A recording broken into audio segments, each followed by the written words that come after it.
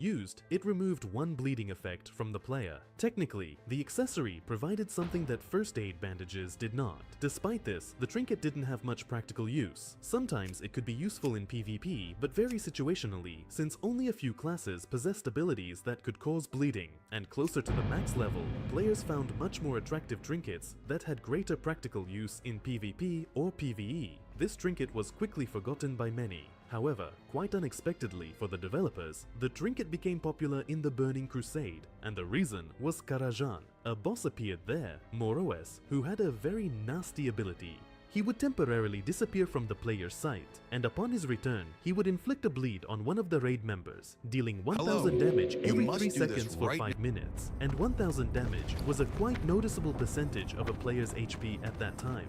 Another problem was that not all players could remove the bleed effect. Dwarves could use their racial ability, mages could use ice block, and paladins could also save themselves. Other players had to survive it. This, in turn, created an additional burden on the healers. And then players remembered an old trinket from the vanilla days that was perfectly suited for this fight. You didn't have to sweat to complete the quest to get it, and with one click, the trinket negated the full power of a whole boss's extremely nasty ability. People started using this long outdated trinket.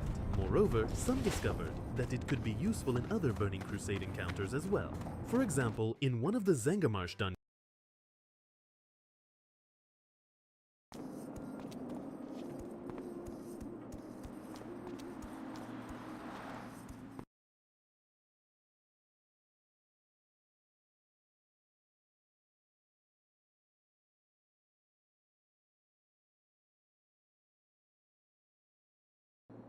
You installed this? Even had a few screws left over. If it's important, it's not worth compromising. That's why with Farmers, you can get quality and savings. We are farmers. Bum, bum, bum, bum, bum, bum. The Epic Beauty Sale is here. I'm at CVS, so let's restock some of my favorites. 6 essentials from CVS. This is one of my favorite time of the year.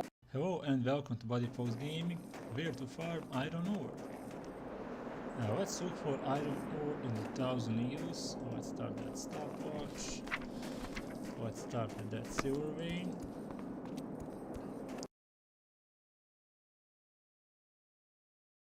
What's up everybody, welcome back to my channel. In this video, I will be showing you the best routes to farm iron ore during Season of Discovery. So let's get right into it. The first farming route that you can use to farm iron ore will be this route in the 1000 Needles zone.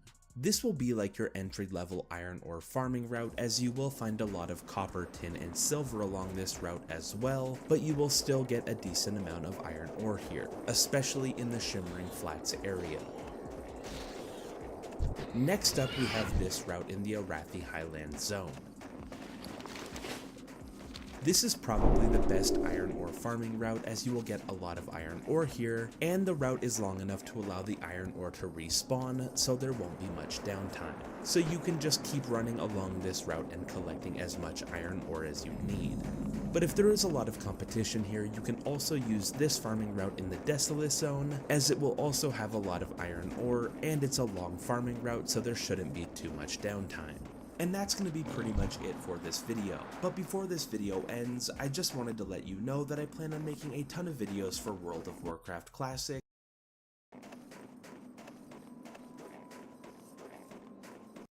I have spent 80 hours so far getting my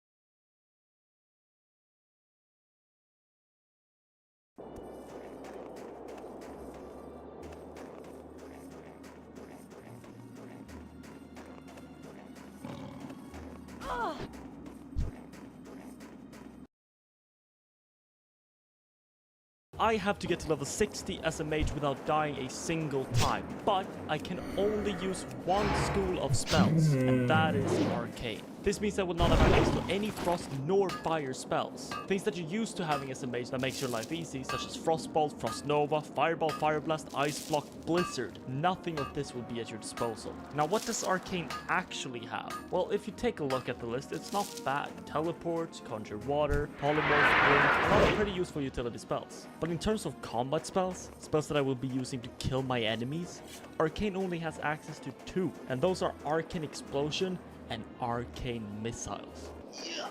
Arcane Missiles might be the least used spell in all of classic history. It's simply just straight up worse than the Frost to Fire alternative. But the greater issue at hand is that you do not even unlock the spell until level 8. Do you understand what this implies? Well, guess it's time to start bashing some wolves. I wasn't actually sure how bad this was going to be, but as I took on my first wolf, it became clear that this was not going to be quick.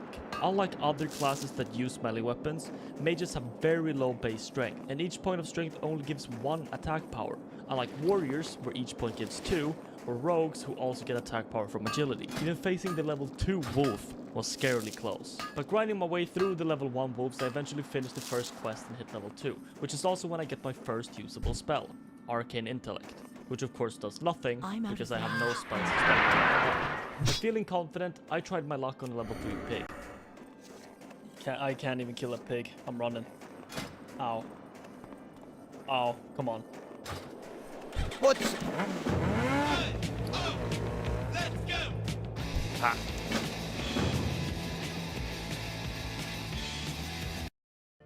Okay, so it's getting pretty obvious that high-level mobs are out of the equation, and I was simply going to have to grind low-level mobs to eventually get to them. While it was somewhat difficult to get quests done, most of them in the early game zones are easy enough. The time it takes to get anything done, each quest completion is a bit time save. But at least I had saved up enough for my first upgrade. With this new staff, I could confidently survive the course without having to worry about dying while but I had my sights on something greater.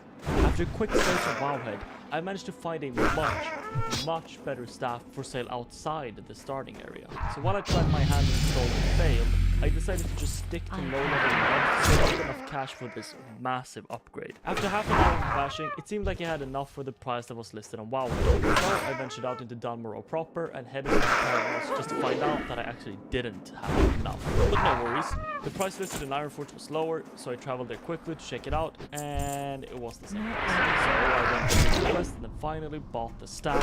Look at that DPS value, 4.2. Now finally I stood a chance against the trolls, and I even made my way into the cave. The boss was a bit sketchy, but a nice dwarf decided to take away me and help me out. Now from this point onwards, it was going to get a bit tough. Enemies outside the starting zone are too difficult for me to take on, and I can only kill them by bringing them to 50% HP, then letting a guard finish. This means I basically can't do a single quest, and to get to level 8, I will have to do this kiting technique for hundreds of mobs. But then I got an idea. If I can only do starting zone quests, why don't I just go to another starting zone? Yeah, I'm a bit over leveled for most of it, but any quest is better than whatever I'm doing right now. So I hastily jogged onto the tram, and after a necessary sweaty logout skip, I arrived in Stormwind. From here on out, it was just business as usual. Do some quests, land in the line, and eventually after 3 hours and 30 minutes, I hit the fated level 8 and unlocked Arcane Missiles. Now if you're like me, you haven't really used Arcane Missiles before. Its major problems are its insane mana cost, and also the fact that the pushback completely cancels the spell, which can drain your entire mana pool in seconds if you're not careful. Okay, here we go. Ooh. Jesus Christ. That is a lot faster than the staff. But with that said, the damage boost is crazy. I had no issue at all just slaughtering these kobolds. But after the kobolds, I horsed them back to Kronos and continued over there for a bit. I blasted my way through the rest of the zone, and once I hit level 10, it was time to decide on our first talent. The Arcane talent tree is a bit weird. It starts off extremely strong. We can choose between no pushback at all when casting Arcane Missiles, or 10% more hit chance to Arcane. Both of these would help us out a great deal, but while resistance is somewhat annoying and can be painful, completely removing pushback from Arcane Missiles, which is our main damage dealer, will get us out of a lot of sticky situations. A big priority was also to get professions up and running. I eventually wanted to settle on mining and engineering, considering Eng is just insanely powerful when it comes to utility and damage. But before I could do that, I first needed to get my tailoring and enchanting up. Enchanting will give me access to extremely strong early game wands. That, on top of the arcane talent, which increases wand damage, makes it a considerable force alongside arcane missiles. To create the greater magic wand, we need 70 enchantments, and to help us get there, we have tailoring. With tailoring, you can craft robes, which you then disenchant to enable your enchanting. So I spent almost an hour at these trogs, and when I thought I had enough, I headed over to Ironforge to create my first wand. This was of course not the greater wand yet, but it's a start. It was now time for us to move on to Loch Modan, but also to look forward to what's in store for us at the later levels. At level 14, I will be unlocking Arcane Explosion, which will let me tackle multiple mobs at the same time. At 16, we get Arcane Missiles rank 2, which will be a massive DPS upgrade over rank 1, but the biggest level we are looking forward to is 20.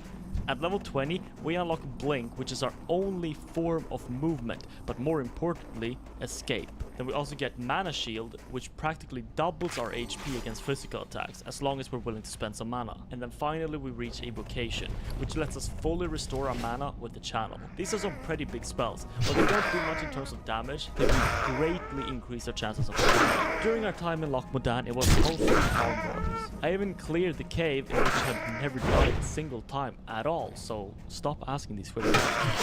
Just move on. Then I spent the rest of my time gathering more linen, but then this happened. Apparently when that guy running past me de-aggroed his minion, it then turned towards me, and I was not in a state to fight Silcogs at once. If I didn't use the big health potions, I probably would have died. Of course I could have played it better, just polymorph one instead of trying to run away from both, but you know, it is what it is. Panic and all that. So that's officially our first close call. I don't think you understand how strong I am, man. Like, you'll be there, you'll have Judd on your team, and Frosto, and you like this.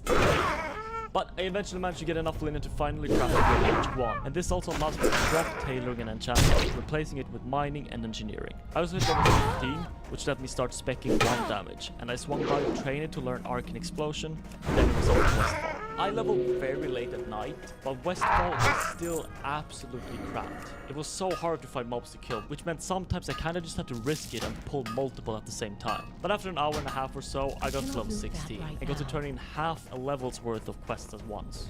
Level 16 is of course rank 2 of Arcane Missiles, and I Hearthstone back to Loch Modan and flew to Ironforge to train it. Eager to try it out, it's now time for the slightly nerve-wracking wetland skip. But I am somewhat a self-certified expert in stupid terrain breaking, so it wasn't too scary. I'm now off to Darkshore, and it's the perfect spot I want to be in. I always want to slightly over-level the zones I'm in, because Arcane Missiles rely heavily on killing enemies quickly, so I don't get overwhelmed. This does mean I go somewhat out of my way to do quote-unquote unnecessary quests that aren't part of my XP, just to stay flat on head at all times. Arcane Missiles rank 2 actually shoots an extra missile, which I had no idea about because I've never used the spell before. And while this doesn't do much in terms of DPS, because it just increases the channel time as well, it's great for saving a bit of mana. But Darkshore really was just smooth sailing. The only real thing that scared me was this cave quest. We have to go in a cave filled with nagas to pick up some mushrooms. As we all know, caves are by far the scariest spot to be on a hardcore character. The way respawns function mean that you essentially lock yourself in, no way forward or backward in case something goes wrong. But luckily, if you stay on the upper level here, you can just get all the mushrooms without having to drop down into deep inside the cavern, which...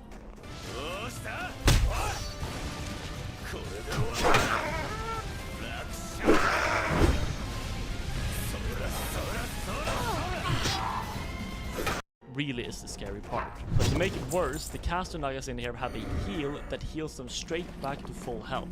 So if you're not careful, things can go south at a rapid pace. But of course I played it safe and stayed up top. Unfortunately, the mushroom I needed for the quest hadn't spawned yet, but I decided to wait it out. But it just didn't spawn, man. So to speed things up, I figured I would. So I asked my friend for a quick invite, accepted it, and instantly jumped down from my rock safe spot. I'm out of range.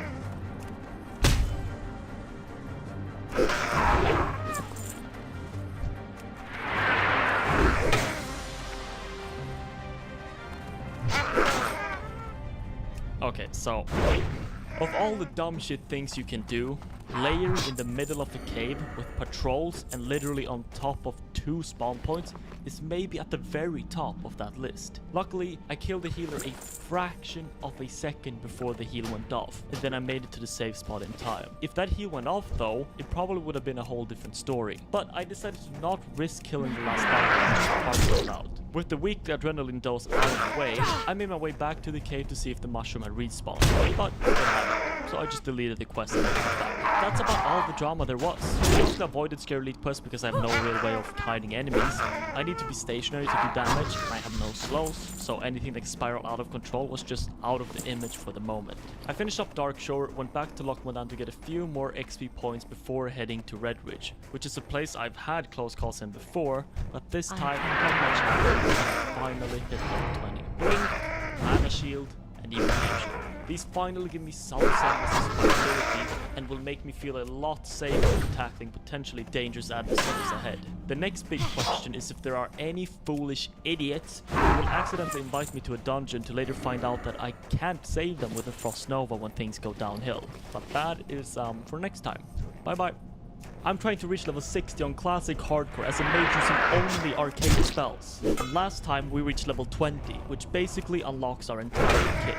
With these new spells, the goal we set for ourselves at the end of the last video was to make it into a dungeon group, however hard that may be as we can only use arcane spells. Who wouldn't like that? Luckily, I managed to scrounge together a group of fools to help me with this journey, and together we set off towards the Barrens for my first dungeon. The Wailing Caverns is a crucial dungeon for us to complete for several reasons. One, it will launch us ahead greatly in terms of XP, which is amazing due to the fact that we always want to be very far ahead of our enemies' levels. Two, the quest rewards will give us access to our first pair of decent shoulders, which currently is empty slot. And three, to prove to the world that our arcane mage is a force to be reckoned with. Unfortunately, we didn't manage to fill the whole group and decided to run as 4, which shouldn't really be a problem considering the powerhouse that we are running with. Okay, here I come. Watch me on the meters. Oh, I'm climbing. I mean, I don't know. It's like in the damage meter, man. Like I see the This looks painful as But guys, I'm moving. Don't let me down. Like, let me drink a little. You drink, you come up, like. Yeah, but for the video, make it sound like I'm carrying. Okay. It's just not looking just it's literally below I'm the fucking... waiting for you to drink up every... We were off to a bit of a rough start. Even though we're only 4 people, I could still barely keep up with the pace. If I had to drink, I was just left behind, so I ended up just wandering for most of the time waiting for my mana to regen. It does more DPS wandering than casting arcane missiles. My wand is crazy, bro. I have one spec. Oh, that's a big upgrade for you, Jamba. Whoa! Okay, look at me. Arcane mage with utility. Useful. Oh my. No, Bevan! Oh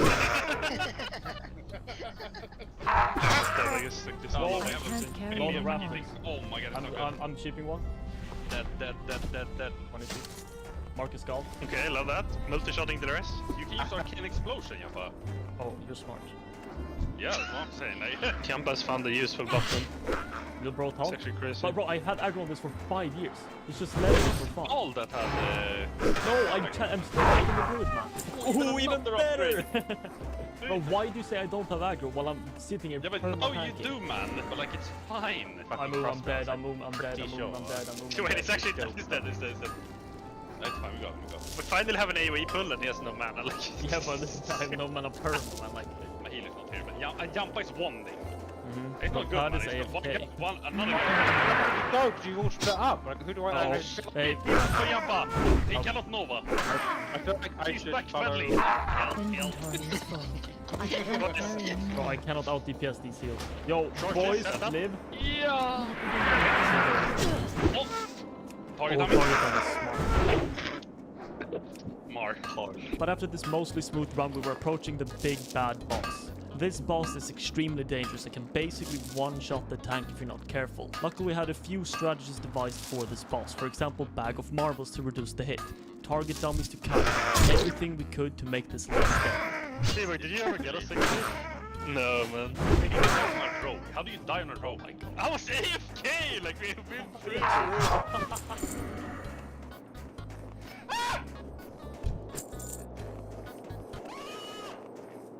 Now we gotta go help people customize and save hundreds with Liberty Mutual. Maybe where's the golf cart? Do the bag. Yeah, bagging, got it. He's fumbled. Okay, I'm sending it. Bag of Marbles. Okay. Now. Oh, he's fumbled. Wait, look at this. Yeah. Can you target dummy? Target him. He's running. But maybe you should have done that after the fumble. I Grasping binds. Oh, he lined it! Wait. My Yo, I did not take a single hit. Yeah, man. What the hell is that loot? Yeah, we got some dog shit with this drum. Oh, jump on top. Oh, jump on Please, top. man, please, man, let me finish a pack. Let me Inventory. finish the pack on top. Wand. Why am I wanding? Oh my, you did it. Oh, I guess it's just this arcane bit. Like, what can I say? Bag of marbles is on him. Marble. Maybe target dummy, not. Target dummy. Running. And that is our first dungeon done. Through impeccable gameplay and genius level strategy, even though we had some close calls, we came out unscathed. The final DPS of the dungeon is a bit hard to see, so I made a graph showcasing the damage distribution. Then I also Hearthstone back without even turning in all the quests. Ready. You didn't have the other question, you dug. It's fine, I'll cover. After a quick jog back to the bonus due to a premature Hearthstone, it was finally time to return to leveling. Wait, that's more though. What am I doing? Oh, I haven't trained them. What am I doing? Oh, bro, I was using one access as well. I should have trained it. Oh, okay. Wait, teleport is level 30? I thought it was 20. Oh my god. Oh, Darnassus is 30. Inventory is full. Why am I here? I missed the can't boat carry again. anymore. Our next target was, of course, Dead Mines. Sadly, the group I had used for Wailing Caverns were already saved to it, which means I will have to find a group of completely random pogs to fill their shoes. Tragically, the issue with that is with my previous group, I could leverage the fact that I could easily quit the guild as their own raid leader if they didn't join me on the Endeavor. I'm actually going to have to be able to pull my own weight for anybody to invite me. That means our next goal was to reach level 24 before venturing into the mines. Level 24 gives us the next rank of Arcane Missiles, which naturally is a massive boost to our current lacking DPS. We also unlock Counterspell, which is useful in basically every area of the game, considering it's our first and only interrupt. On the way we also reach 22, which unlocks our next rank of Arcane Explosion, which basically doubles the damage output of that spell. Compared to inside the dungeon, out here leveling alone, I actually felt kinda strong. No pushback on my missiles meant that I could easily clear any caster ranged, and with Blink unlocked I felt safe pulling off stunts just to save some time. The fun quickly subsided when I had to acquire some Conjure meat for the Red Ridge Goulash though. Just drop. Sometimes I just wish I could sit down with good old Jeff Kaplan and ask him what was going through his head when he made quests requiring you to kill every possible spawn of a creature 3 times over for 1/3 of a single quest. Anyways, no big deal. Eventually I managed to extract exactly 5 morsels of meat from over 30 birds and teleported back to Stormwind to train my new Arcane Explosion rank. Now we have a bit of a problem. Our helm slot is looking embarrassingly naked, and to solve this we can look to engineering. At 100 skill, we can craft the Flying Tiger goggles, but to do so we need 6 light leather. Light leather is very easy to get as it's the first thing you get when learning skinning. In our case though, we didn't have the foresight to get skinning earlier, and now we're stuck without leather. Abandoning our professions now would be very annoying and time consuming, but there is another way. From battered chests in starting zones, light leather has a 20% chance to drop in the quantities 1 to 6. So all I had to do was bring up the chest map on Wowhead and get to searching. There was actually a good amount of chests, maybe a 50% chance to find 1 at each location. Although I cannot say the same about the leather. I ran 3 laps around Elwyn until eventually I found my final 2 pieces. Okay, this took over 1 hour. Was it worth it? You can tell me. Back in Red Ridge, I was eager to try out my new Arcane Explosion, so I immediately overpulled and had to drop down a target dummy to save me. But after that small incident, it actually worked kinda well. I could at least take on 3 guys at once, which normally in any other situation is of course rookie numbers, but for being an arcane-only mage in World of Warcraft, not too bad. Eventually Rested XP wanted me to Hearthstone back to Aberdeen, which I was going to do, but before that I had my eyes set on a new quest I received. Killing Fangor now would reward me with a pretty strong ring, and all things considered, it is just 3 free stamina. Now this is an extremely dangerous quest. The entire area is blocked off with camps filled to the brim with gnolls, and he himself is also severely guarded. At first I had little luck trying to sneak in, but in time I found myself past the main bulk of enemies. Fangor himself spawns with 2 bodyguards. Now there are a few ways I could probably deal with this, but considering Fangor is 3 levels above me and it's likely to be a very difficult fight, I thought my best chance was to try split pulling. If you pull an enemy and the rest of the camp follows you due to social aggro, those mobs are now permanently linked, and you cannot make one of them stay and the rest evade. But if you pull all enemies at the same time on your own volition, you can now drag 1 guy away from the rest of the group. So, I ran in, popped Arcane Explosion, then bolted straight out of there, while keeping Fangor in combat.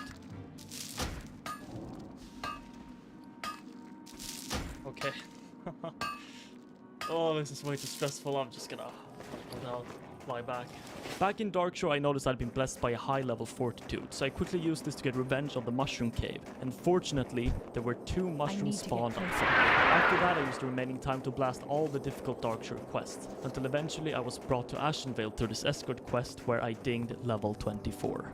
Now all that was left was to finish the pre-quest for the Dead Mines and then find a group. Eventually I managed to find a nice little group that were completely fine with me joining as an arcane mage, and soon after we set off. This time was a completely different story. I was consistently at the top of the meters on every pull. Mana wasn't bad at all, and I was honestly tanking half the packs as well.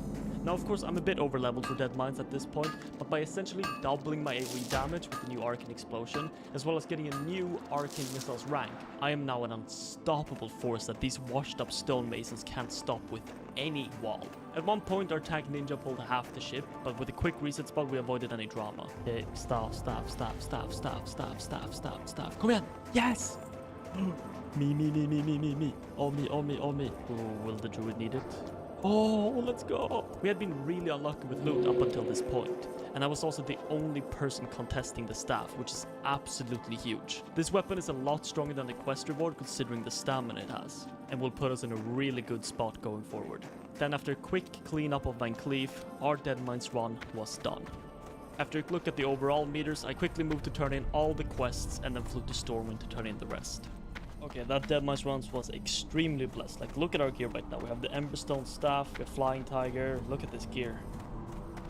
Basically, 680 HP. I was tanking the entire dungeon. 68% into the level of 24 towards 25.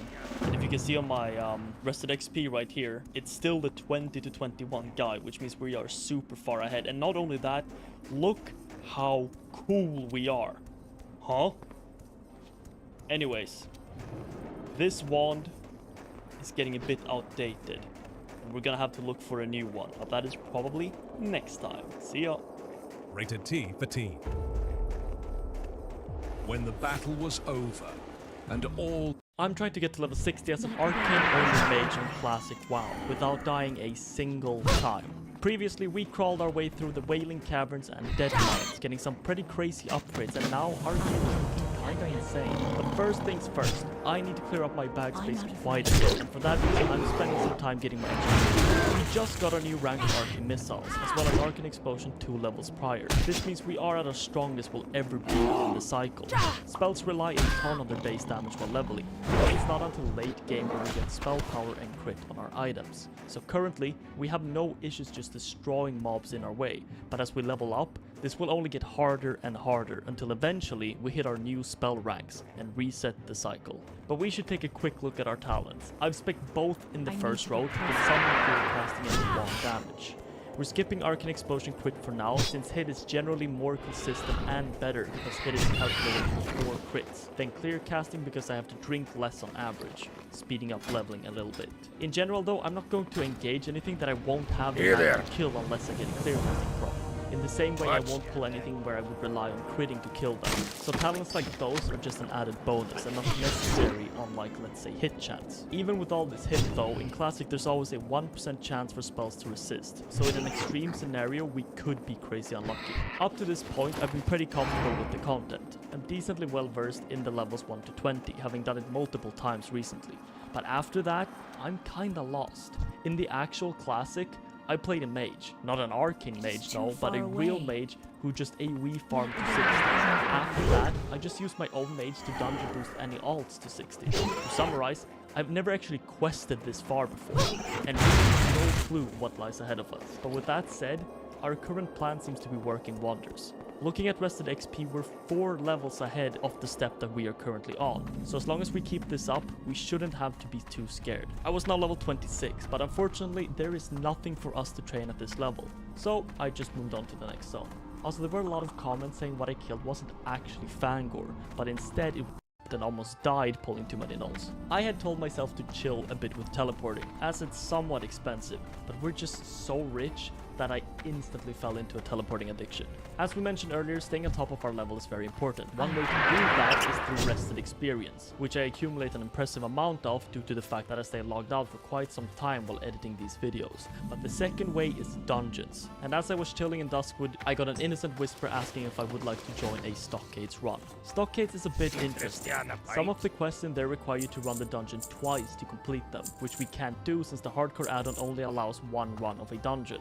So, we rolled to see who got to complete the bandana quest, and I was one of the winners. A problem with dungeon is, no tanks aside from paladins actually have sufficient area damage to keep up with my threat generation. This means as soon as I start blasting arcane explosions, I will most likely tank half the pack. But in this group we have a second mage, and a second mage means Blizzard, Cone of Colds, and Frost Novas. This effectively lets me fight anything I pull aggro on and lets me play without fear of dying. Essentially what I'm trying to say is, my DPS went crazy in this dungeon.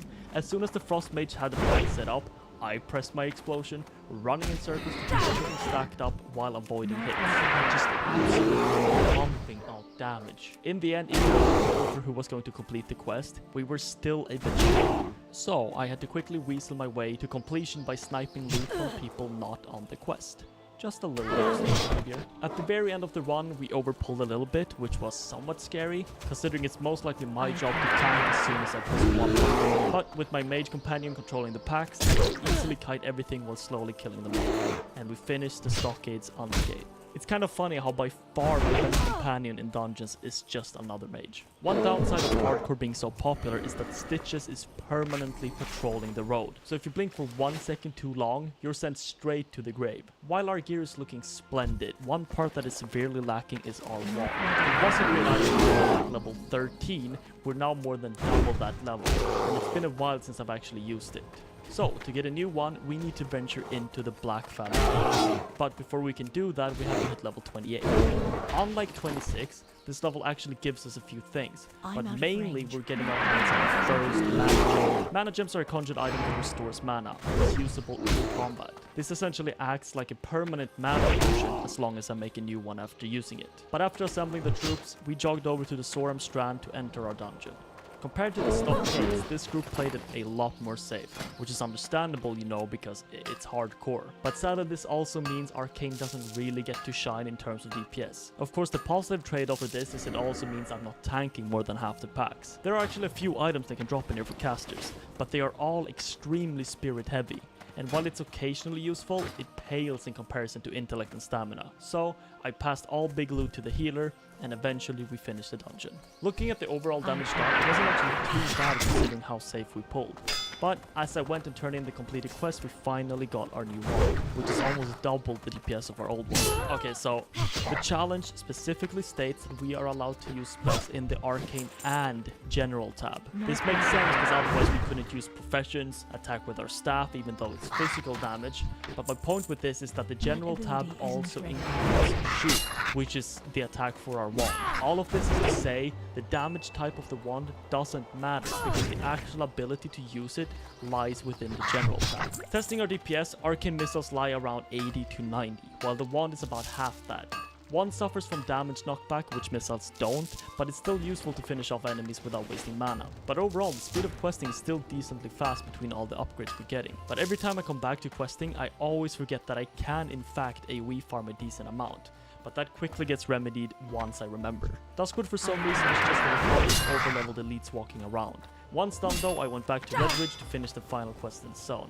AoE farming is a bit scary when mobs respawn right in your face, but with proper use of fences, I can avoid most damage taken even when fighting fire enemies. While here, I also decided to kill some items I just can't remember, but it just refused to respawn. Luckily, I got gifted a tie by Big Solo and finish off this guy whose identity is unknown instantly. At this point, I was feeling a bit good. I decided to not only tackle a cave, but an escort quest inside a cave. But before that, I just had to sneak past the square, which then I proceeded to aggro. But easy cleanup as long as that caster doesn't flee into the other mobs over there, and then somehow manage to path in between both of them to aggro both. Yeah, anyways, moving into the cave we have a few things to do. First, fleeing really isn't an option. It's always better to just try to tackle what's in front of you rather than running, considering enemies could respawn behind you at any point. Because of this, every time I engage an enemy, I need to be prepared for the worst to happen. This essentially lends itself to me having full mana before every pull, so I'm not shit out of luck when something eventually does respawn in my face. Because this is also an escort, I try to clear most of the way before accepting requests, but I still have to move somewhat quickly to avoid the respawns. Luckily, the guy we are escorting is an elite, which means he can handle himself for a little bit without my help. As long as I moved slightly ahead, always giving me room to drink before encounters, it should be fine. Coming out of the cave is just as scary though, because the orcs come in packs of 3 or more. Luckily I can polymorph one while letting him tank the other, and then deal with them one by one, making the quest relatively safe. You got in my the end. attention. The biggest upside to Arcane only is we are virtually swimming in cash from not having to train most available spells. And while Mount is somewhat far away, it's always good to stay on top of our money generation. I stopped by Ironforge on the way back to Wetlands to get my first aid up to speed, since it's been lagging behind for a while now. At level 29, we are in the worst part of the cycle. Being 1 level away from new Arcane Explosion and 3 levels up the next missiles means we can't AoE pull packs close to our level, and killing them one by one is also very slow. Therefore, the main goal was to reach level 30. I also spent a while on this cursed ship killing sailors, hoping for marines to respawn before realizing that there are actually 2 ships, and I've just been wasting my time. After a lap and some quests completed, we hit level 30. Now, let's talk Presence of Mind. This spell lets us instantly cast any spell under 10 seconds cast time. Normally this is used to get instant cast Pyroblast or Frostbolts, but as an Arcane only mage, this spell can't really be used at all. Arcane Missiles is channeled, so it does nothing. Arcane Explosion is instant, so it doesn't matter. Teleports and Portals are 10-second casts, so they don't work. Which means the only spells Arcane has that can use Presence of Mind is Conjure Food and Water and Polymorph. While a bit lackluster, I'm still going to pick it, because having an instant cast Polymorph in an emergency situation has the potential to save us. But also at level 30 we get our new rank of Arcane Explosion, which means the cycle has once again reset and we are approaching our strongest point. It's only an order. It's only shared across businesses of all sizes, securely and seamlessly, with the Spectrum Fiber Broadband Network. It's only everything. Get your business free fiber-powered internet forever. Whether you're a professional contractor or simply take pride in handling your own home repairs and projects, Harbor Freight has the saws, drills, and grinders you need. I'm trying to beat World of Warcraft Classic as an Arcane-only mage without dying a single time. Last video we pushed the 2 usable Arcane spells to their limit and blasted our way through the stockades and Black Platinum Deeps, finally getting a long-awaited wand upgrade. Speaking of long-awaited upgrades, these goggles are looking a bit out of fashion. To help us, I quickly catched up on engineering to give us access to the green tinted goggles. And by using a bit of foresight, I've already stored 2 large agates in the bank from previous findings. But the troublesome material is going to be the medium leather. To get the previous goggles, we ran around looting chests around Elwind for an hour, which is not really something I want to repeat, and this really only leaves us with one other option. After some fishing, I got enough skill to fish in wetlands, where we can access some watertight trunks on exclusive fish or salvage. These contain a lot of different things, but for us, they boast a 45% chance to contain 2 to 4 medium leather, which we promptly acquired from our first trunk, letting us craft our new fancy goggles. Having spent quite some time fishing though, I decided to clear the rest of the coast in search of a few more trunks, and I'm honestly glad I did, since one of the boxes had a new fashionable pair of pants. Last time we managed to get our hands on a new Arcane Explosion rank, which puts us at the beginning of the cycle. This rank has about a 50% damage increase over the previous. This is really something we need to take advantage of, because it is quite literally the fastest we are ever going to be able to kill a lot of enemies, and that's exactly what we did. It's also worth mentioning that we have spec'd improved mana shield, and with rank 2 of the spell now in our arsenal, it means that each mana shield is able to absorb 210 physical damage for the cost of 400 mana, which theoretically just doubles our max health, but practically we need to use mana for a few other things as well, such as damage. Feeling good from absolutely terminating the local raptor population, I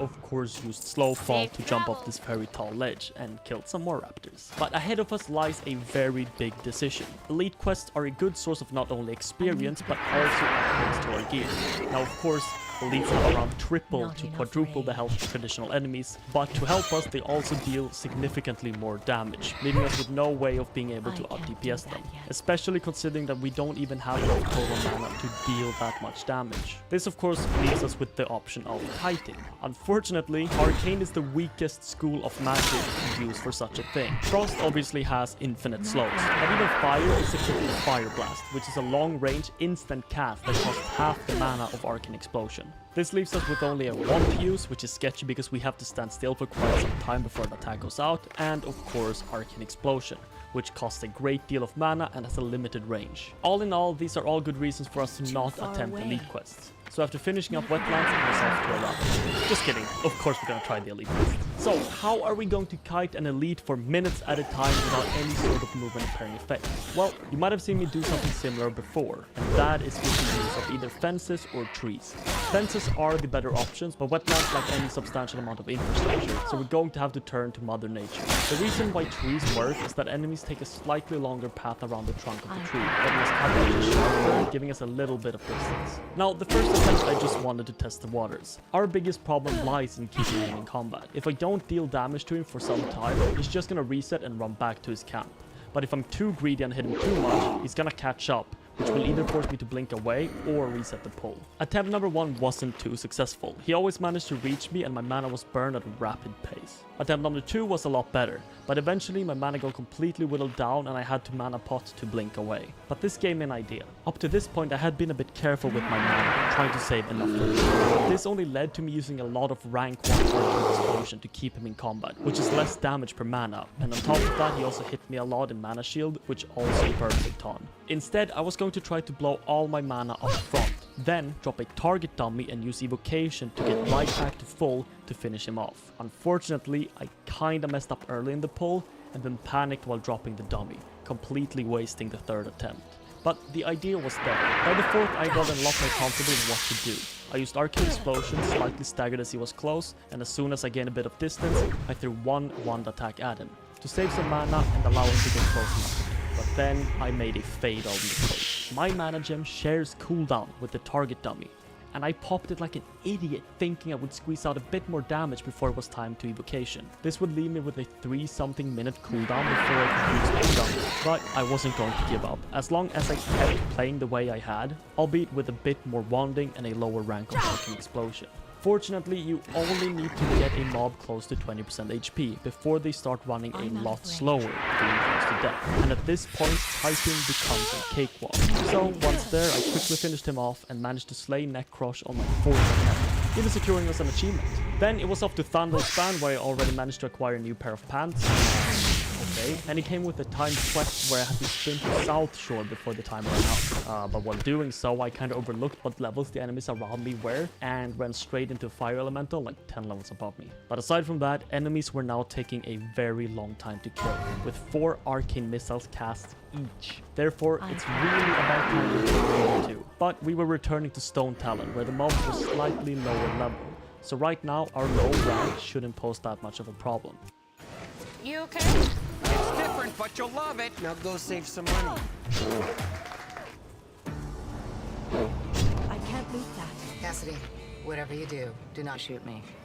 Although I quickly regretted going there after I had run about 50 laps around this cursed valley just to find a single basilisk, but eventually that cleared up and we to grab the flight path on our way out. This is where I ran into Rexxar, and after suffering a mini cardiac arrest, the research reassured me that he was of no threat.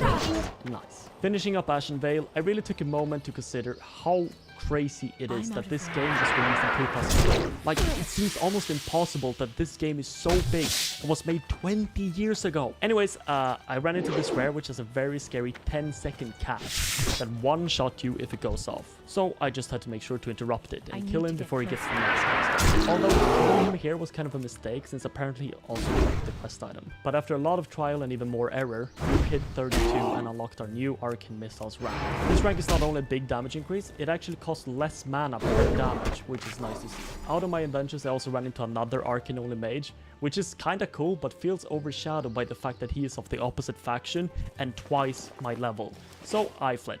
Clearing the Dead Mice 10 levels is a quest chain that we finally managed to finish just now, giving us the Seal of Rin, and this ring might last us for quite a while. It's also kind of crazy how strong the initial target rings are. After overpulling a pack of werewolves, it managed to tank all 5 of them for ages, as I just kept blasting them down, really showing the strength of engineering. But feeling strong after taking down the boss, it was time to flex our strength on Morladin, another elite situated in Duskwood. In fact, there are 3 elite quests in this area that we are about to tackle. Morladin was going to prove a much easier challenge than the previous, because this time we have access to the fence. While a bit tricky to make the jump at times, it still clears the tree by a wide margin due to us being able to blink away easily if something goes wrong. On top of that, we're also mostly stationary, leaving us able to arcane missiles for a majority. With Morladin down and another achievement secured, I found it kind of funny how these quest achievements give the same amount of points as the arcane challenge. This means getting from 1 to 60 using only arcane spells gives the same reward as killing that elite. Being blessed by Coward Fortitude, which really just is a stupid amount of health, it was time for our next elite. This one is no trouble as a caster. Because Eliza is also a caster, we can stand on top of the shed to completely negate the ad she spawns, without resetting her. This leaves it to a DPS race between the 2 of us, and in a scenario like that, we come out on top. The last elite quest is the scariest though, because he spawns with 4 extra enemies. I was already uncertain if I was even going to attempt it, but when I showed up to his home, he was already being killed. So I decided to skip this one for now, for real this time, too scary. Hitting level 34 unlocks perhaps the last new spell of our kit, Mage Armor. This gives us a small amount of resistance, which is completely overshadowed by the other effect, allowing us to keep 30% of our mana regeneration while casting. This coupled with the talent giving us 15%, we total a 45% retained mana regen, which is actually very substantial. After finally utilizing our presence of Mind Polymorph and some unsuspected Murlocs, we had to enter a familiar little cave in search of some granite. I can't carry Of course, in another pinnacle of quest design, we cleared the entire cave without completing the quest. But after a bit of wait, 1 had respawned. Regrettably, this also means the rest of the cave had respawned, and I didn't really want to clear my way out, considering all the dangers involved. So I decided to opt for a logout skip. This is done by simply logging out while above terrain while inside some sort of structure or a cave. And then once logging in, the game will send you straight to the nearest graveyard or an instance portal, which you can use to save some time. But as I logged out, I realized, hey, is it only friendly graveyards or is it any graveyard? This is quite the realization to have when it's already way too late. Terran Mill is for sure closer to us than South Shore and is populated by level 55 Horde guards. If I were to log in and end up there, that's a very high chance to die. Not only that, the instance portals for Alterac Valley are right above our heads. We could be closest to the Horde entrance, resulting also in instant death. But there's really no way around it other than logging in. Heretic unstuck requests are not allowed by the hardcore add-on, so it's just time to send it. The Alliance Alterac Valley instance portal was the closest to us. What a very stupid way to die that would have been. But this also took us exactly where we wanted to go, so in the end, mission accomplished, I guess. I also had a few more scares running past Terran Mill as I was grabbing the Western Plaguelands flight path. And not only bumping into high-level Horde guards, but also this very big and scary elite red dragon for some reason. Remember a few videos ago where we killed Fangor? We used a tactic called split pulling. This lets us separate the enemy of interest away from a pack by making sure we pull the entire pack using the same ability. This was again going to be useful for the Forsaken Courier. And using the explosives provided by that one storming quest 20 levels ago, I managed to get a perfect split pull and kill the courier. On the way out, I also managed to contract a nasty disease, but being the oracles that we have saved a staff from an Ashenvale quest which lets us dispel a disease or poison to use for this one moment. I also strolled by Stromgarde to stock up on the first aid books required to advance in profession. And a short while after that we hit level 35, which gets us access to the talent Instability. When this is fully spec'd, it will give us 3% damage and crit chance, which is nothing to scoff at when combined with a 6% Arcane Explosion crit chance, putting us at a 14% chance to crit with that one spell, which is, you know, half our damage in kit. It was now time for perhaps our biggest undertaking yet, Gnomery Gun.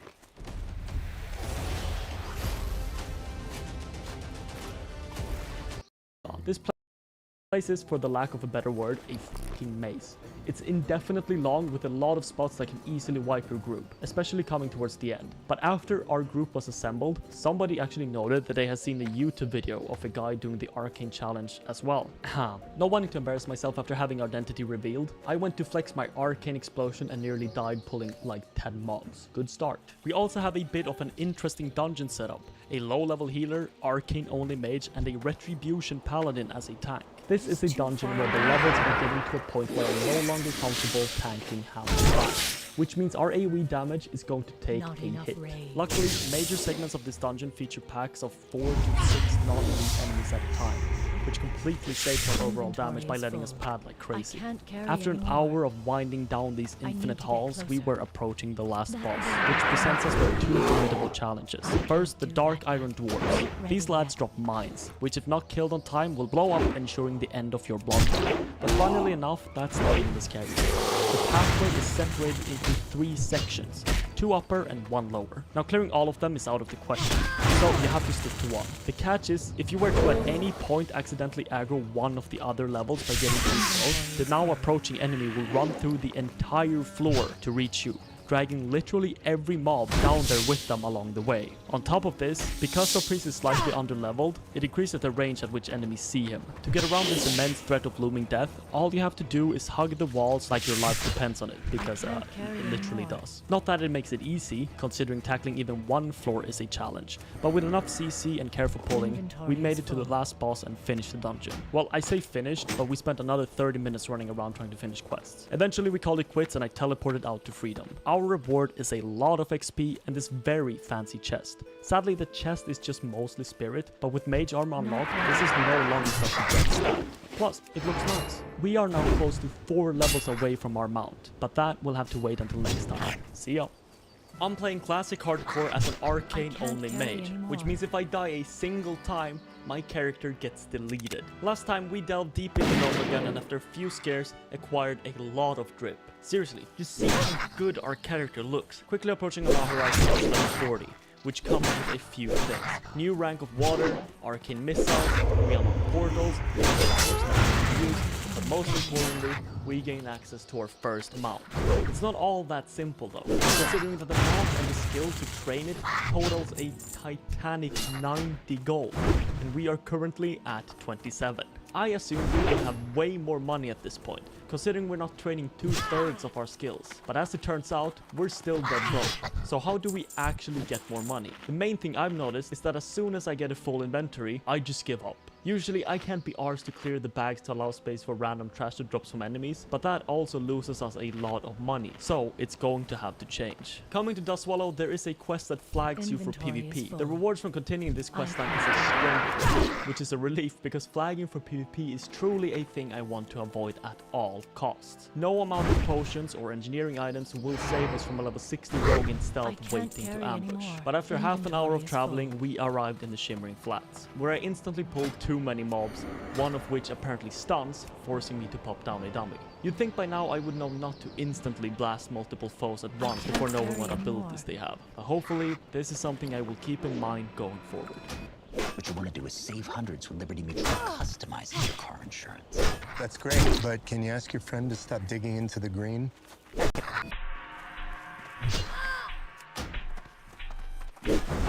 Last episode we tackled a few elites but left one for later, and being back in Duskwood later means now.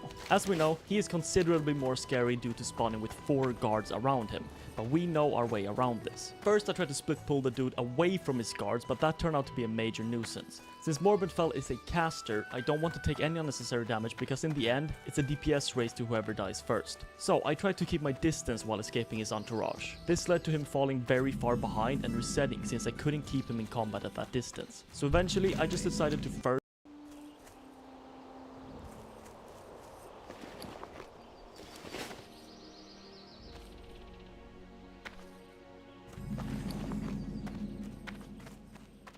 What's on your mind?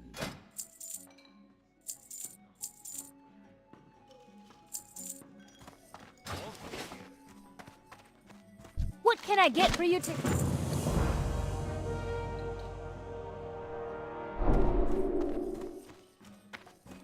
How are you?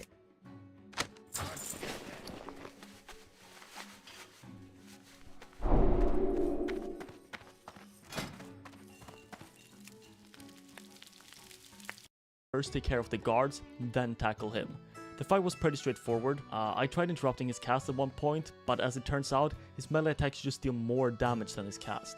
So that was a small blunder. But with Morbent dead, it was off to Stranglethorn. Okay, but as you all know, I'm an up-and-coming YouTube channel focusing on gaming content. And you know what that means. That's right, Raid Shadow Legends. As an artist myself, I'm in love with the game's unique character designs, incredible art and detailed graphics. In fact, there are over 700 different champions for you to collect. And if you're just starting out, I'd for sure recommend picking Elaine. Speaking of designs, one of the toughest bosses in Raid is Hydra, a clan boss with 6 different heads, like the head of Blight, which poisons you, leeches you, and protects itself with a poison cloud. But as with any strength, there is a weakness, and this head hates fire. Any good team requires a tank, and the Hydra has that in the form of the Head of Suffering, which with an ability called Pain Link reflects some of the damage back to your own champions. Of course, with the tank comes a damage dealer, this time called the Head of Wrath, which if you hit it 15 times, it triples its attack power. Then there's the Head of Torment, which Stranglethorn is a place we are going to visit many times in our journey, this being the second. In general, this is a good thing, because our old and trustworthy friend, the tree, absolutely litters this place from top to bottom, and that is a fact that we really made sure to abuse. Even managed to showcase another brilliant use of Palm Polymorph, which is interrupting spells. Of course, it doesn't put it on cooldown like a traditional interrupt, so the enemy just casts it straight away after anyways, kinda wasting the whole point. So do you remember trees? Yeah, using even more of them.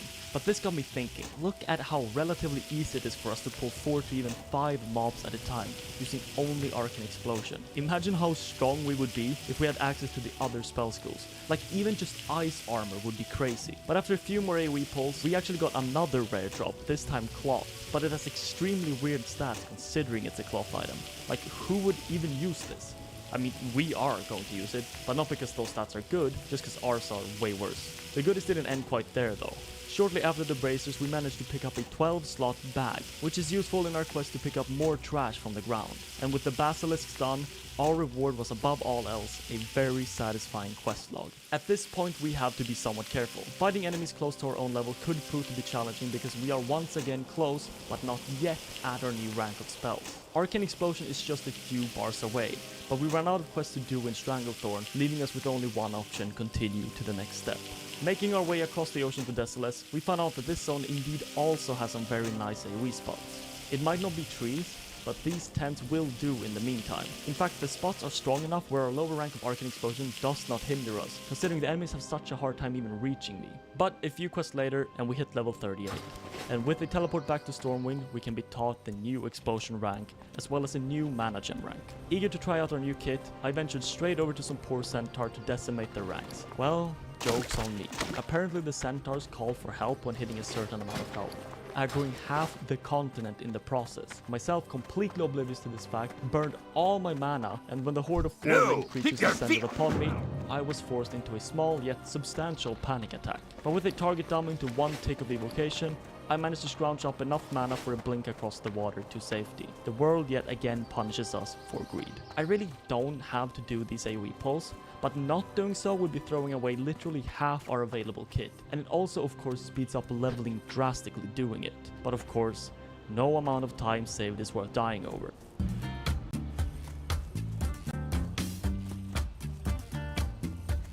And we have now gotten another lesson in why it's important to play it a bit more safe, which we will hopefully keep in mind going forward.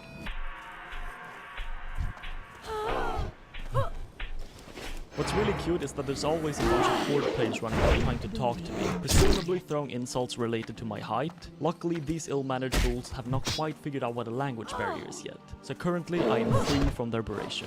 In an effort to play more safely after the recent scares, I made sure to get lost staring at the stream on my second monitor. Once again, almost ending up dead. I feel like one day this is surely going to be my ass. We are now at the roadblock in our journey where single target damage is extremely underwhelming. It's so bad in fact that using Arcane Explosion is probably just higher DPS than having channel Arcane missiles. As such, some of these levels are going very slow. It might just be Desolace, but after 2 hours of playing, I was only halfway towards 39. I mean, this would surely speed up once we hit 40, but what doesn't help is that there is actually a crazy amount of people online right now. There's over 100 in my guild alone. At least it's a two-sided coin. On one hand, leveling is slower, on the other, it increases my audience for these videos. Why is it that small creatures such as goblins are always fascinated with larger creatures? Small? Look who's talking. When it comes to stats, I have generally favored stamina over intellect. When at full mana, enemies are almost certain to die, which means capping out my maximum mana wasn't all too important, and just being safe with more health was the better and comfortable play. But since Mana Shield essentially lets us convert mana straight to health, and the fact that enemies are very close to not dying at the end of our AoE pulls, intellect has gotten a bit more of a pull. The worst case scenario we can possibly be in is running while multiple enemies are still alive. So trading some stamina for a lot of intellect on a few of these upgrades is a worthwhile transaction, and hopefully means we won't end up in a scenario. But all the stamina loss was quickly remedied by acquiring our first ever necklace, getting back some of that precious health. After what felt like ages, we managed to clean up most of what's left of Desolace and return to the lush wilds of Stranglethorn, where we once again can greet our good friend, the tree. This was not going to be the leisurely trip I had hoped it to be though. First, we had to venture dangerously close to some very big boy elite ogres with a ridiculous aggro range. Whoa! But they're not immune to sheep. Look at this. So it posed no issues. So far we have learned to consider abilities and spells of enemies that we have not yet fought, and to be careful with our resources, leaving plenty of room for us to use emergency items if necessary. So secondly, with the lessons of the past in mind, I completely disregarded them and made a bit of a too ambitious pull. I originally just wanted a piece of this warrior, but he dragged some friends with him. I walked in to bring the axe throw into my range so I could kite, then ran away until one of them reset. This is where I made the first mistake. I accidentally ran into a second shaman, and instead of just getting out of there, I stayed to finish off the warrior. Eventually I got a mana tick which gave me enough for a blink away, but this really showcased the amount of wrong decisions I decided to make. To greed killing the warrior when overpulling, to burn all my mana including gem when it's not even enough to kill my enemies, and to run in without evocation. But it's fine. In the end we survived and learned a few lessons, which we will hopefully keep in mind going forward. Still, the danger had anything but passed. Next up, we were entering what I like to call a cave on crack. This lovely troll establishment has multiple levels of walls, and instead of being surrounded in the front and your rear, enemies now occupy 360 degrees of your neighboring areas, with patrols at nearly every point as icing on the cake. All in all, this means we have to be extremely careful when navigating the place. This looks impossible. There are so many trolls here, like in packs of 3? Always be aware of incoming patrols and deal with them before proceeding. Always be ready for respawns behind you, and always have enough resources to deal with the enemies in front of you. Initially it went pretty smooth. I took my time clearing out everything in front of me, leaving me ample room to maneuver. But this grace period quickly subsided when, to my extreme dismay, enemies had already started to respawn behind me. This forced me to do some extreme parkour shenanigans to handle a pull of 2 enemies. This is so scary. I'm shaking!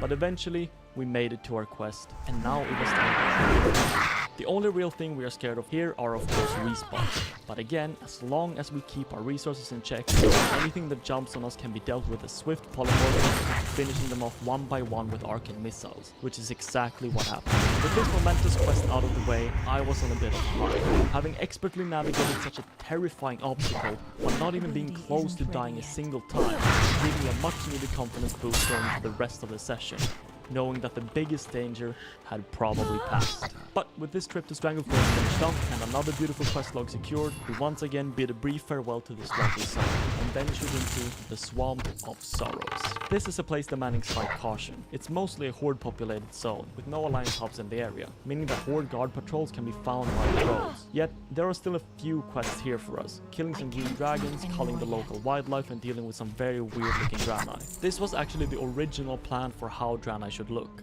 but they changed it in TBC because it was too ugly for a playable race. Luckily, their standards dropped quite a bit and eventually we got Mechanomes. Anyways, a mob around here called Noboru drops a quest item in the form of a mace. So I dealt with him swiftly. I just misplayed a bit by blinking in, wasting a bunch of mana. So I popped both my mana gem and potion to deal with it. but it wasn't a big deal. Having those two things on cooldown puts us in a spot where our two major lifesavers, health potion and target dummy, are unavailable for the coming 2 minutes, which is fine really. That is not a very long time to wait. So as long as we don't go for ridiculous AoE pull at this specific point in time, we should be in no danger. So I went for a small innocent 3 enemy pull, which promptly turned into a 4 enemy pull with an unaccounted Jaguar. And the same Jaguar went ahead and dazed me, allowing for the rest of the enemies to catch up. Right at this moment, we are in a bit more of a pickle than I realized. While there's only 1 enemy left with a third of my HP remaining, I am about to run out of mana with no instant way to restore it, which in itself would be fine, but I am also poisoned and rooted. I started to wand it down, thinking that it's a DPS race I might win, but it packed a bit more of a punch than expected. So instead I opted to bail with a quick Presence of Mind polymorph. This is where another major miscalculation took place. I started bandaging up right as a poison tick hit me, instantly cancelling the cast and leaving me with no way to regenerate health. So all I could do was run away and pray that the poison didn't kill me, and it didn't. At this moment I was still a bit shaken as to what to do, so I threw out a fast evocation, allowing me to shield and blink if something else crossed my path. Then I just bolted it out of there while the Jaguar remained a sheep. This was scary, because I had no way to deal with the poison. If I took even one more attack from the Jaguar before the polymorph, I would be dead. There were of course a few things I could have done different in the situation. One major one I noticed now is popping mana shield and using evocation to fully regen my mana, letting me completely negate the Jaguar damage with the shield, as well as using my engineering grenades to briefly stun the 4 enemies on top of me. But in the moment, in what's essentially a life or death situation, it can be hard to make the right decisions, especially considering that AoE pulls are basically always a race to the death, just with us coming out on top. So it's hard to realize that shit is scary until it's a bit too late. Completely mortified from having my life flash before my eyes, I shakingly continued leveling until eventually I hit 40. Now I have one secret from you. Yes, level 40 means a new rank of arcane missiles, it does mean we can now buy a mount, but all of this pales in comparison to us unlocking our capstone talent in the arcane tree, arcane power. This shit is crazy. For 15 seconds, we increase the damage we do by 30%, but also the mana cost of spells by 30%. You might think, hey, that means that the end result is the same amount of damage for the same amount of mana. While technically true, that's how every rank upgrade works as well. What we actually get from this is 30% higher DPS, damage per second, which is extremely important during AoE pulls in fights against elites or hard-hitting enemies. The best way to look at this is that when it is active, I basically gain 1 higher rank of my spells, which is very, very good. It does have a 3-minute cooldown, but considering it takes me a minute of drinking to even get full mana, it means that it's practically up for every other pull. Wow. I got to quickly try it out on an elite, and look at that damage. Never mind that it was still actually kinda scary and I had to kite him near the end to not die. Then a quick example of how it would work in AoE. The mobs all die before the spell even runs out. Incredible. This is by far the best thing to come out of the Arcane Talent tree, and boy am I glad we're here. I returned to Stormwind to train my new ranks. Yet again skipping portal since I'm not even allowed to invite people, and if I happen to be in a dungeon group where they request the portal, tough luck I guess. Now this does mean I'm still quite a while off from my mount, but getting to 40 will quickly ramp up the amount of gold gained from quests and enemies, especially since the gap between levels are increasing. So I will have that mount in no time, but that's next time. Don't forget to use my Raid Shadow Legends link in the description or scan my QR code to get right into the action and get insane bonuses for new players with an epic champion.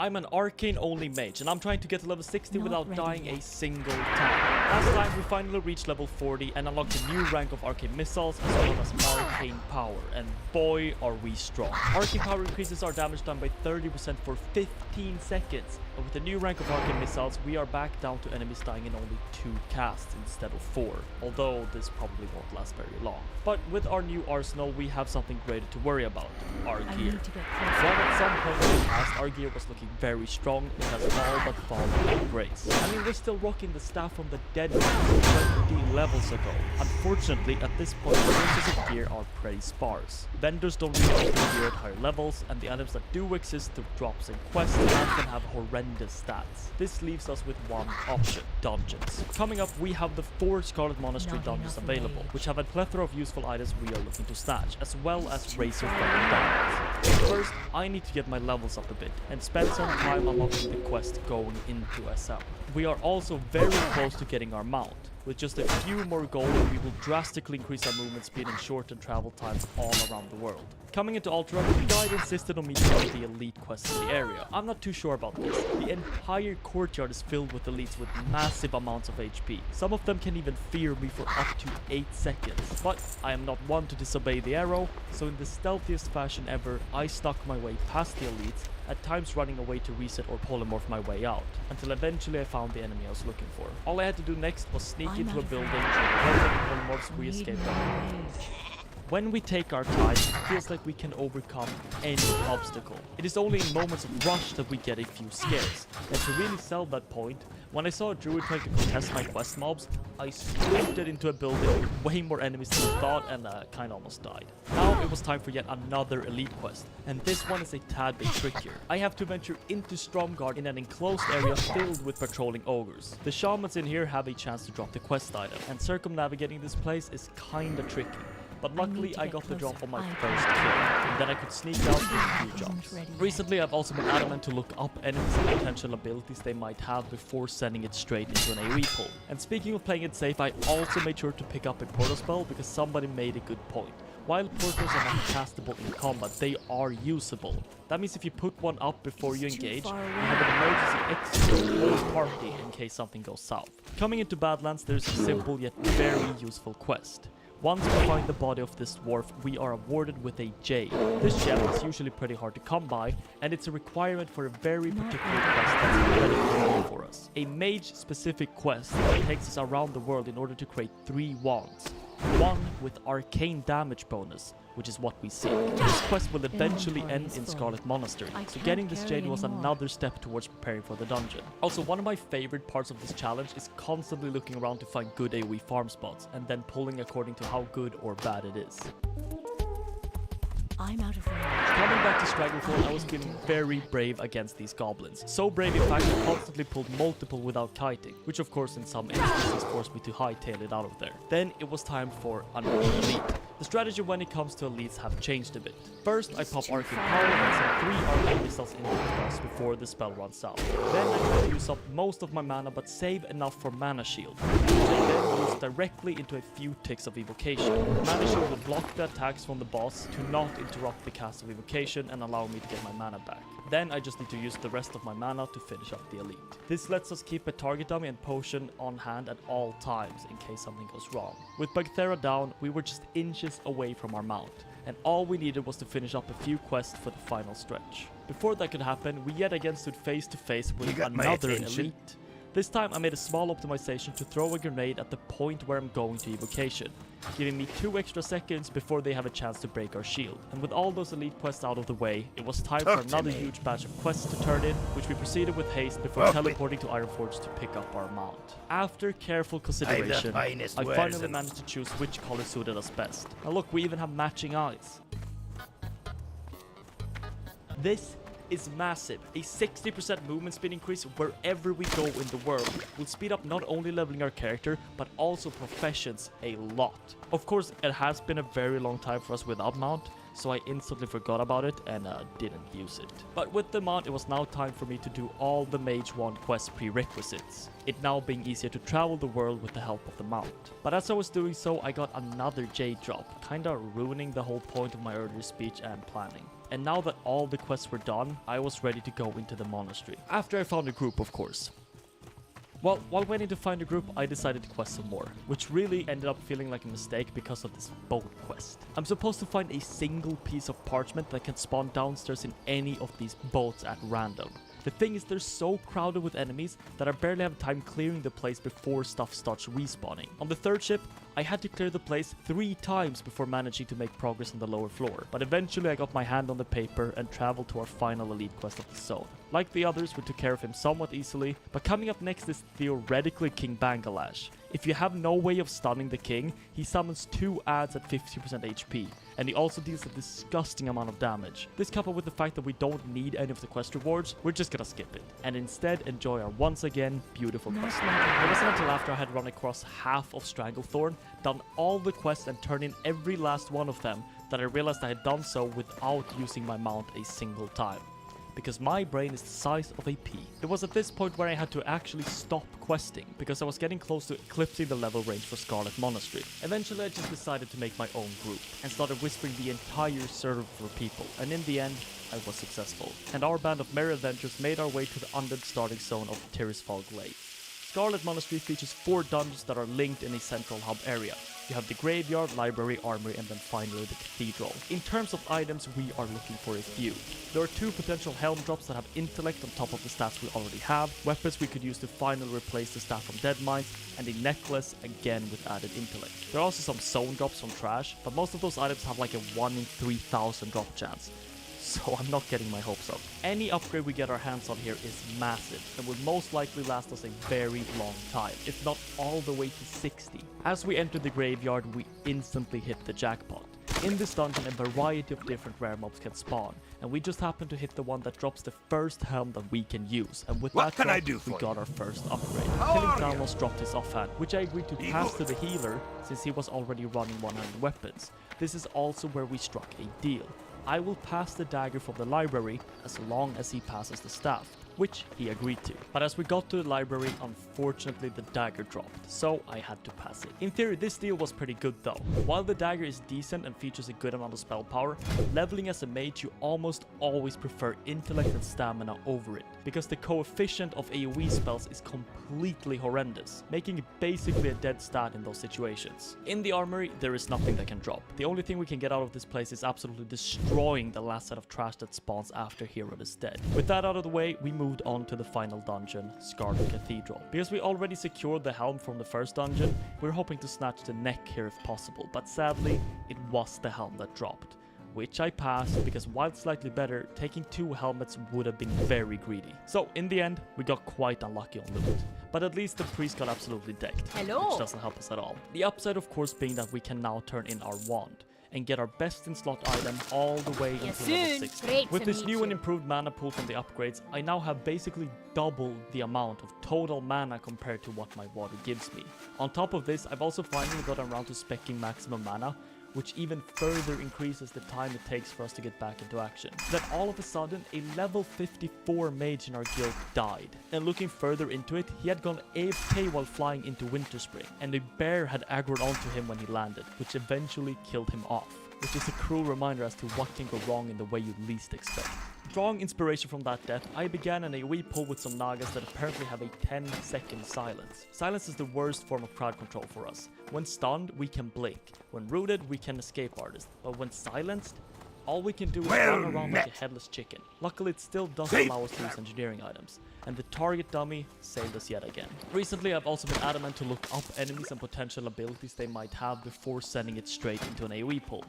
After a very long time of searching, I managed to scrounge up a very nasty looking group for Razorfen Downs. On top of having basically every buff available in the game in our roster, we also essentially have 3 classes that can tank in case of emergency. Running there, I realized I had been using the wrong rank of Arcane Intellect for quite some time. So now our mana pool is even more immense. Arcane has a talent that reduces threat generation by 40%. Couple this with Blessing of Salvation, which reduces it by 30%, while multiplicative, that still lends itself to about a 60% threat reduction total, which lets me just go completely nuts with the Arcane Explosion. With this group, the dungeon did not stand a single chance, but we are looking to acquire this very good belt, which didn't drop, and also this very, very good chest, which also didn't drop. Yet our consolation prize is a very shiny ring, so it's not all that bad. We came into this episode with the goal of upgrading our gear, and while we were unfortunate in doing so, we still managed to snag quite a decent amount of upgrades, boosting our stats substantially. But looking ahead, it's not all that simple. As you can see, the quest guide warns us of the tremendous amount of grinding that is up ahead, with us having to bang out 3 whole levels from just killing mobs without doing a single quest. To offset this mind-numbing grind, we can instead venture into Uldaman and Solfarak, both offering a generous amount of experience.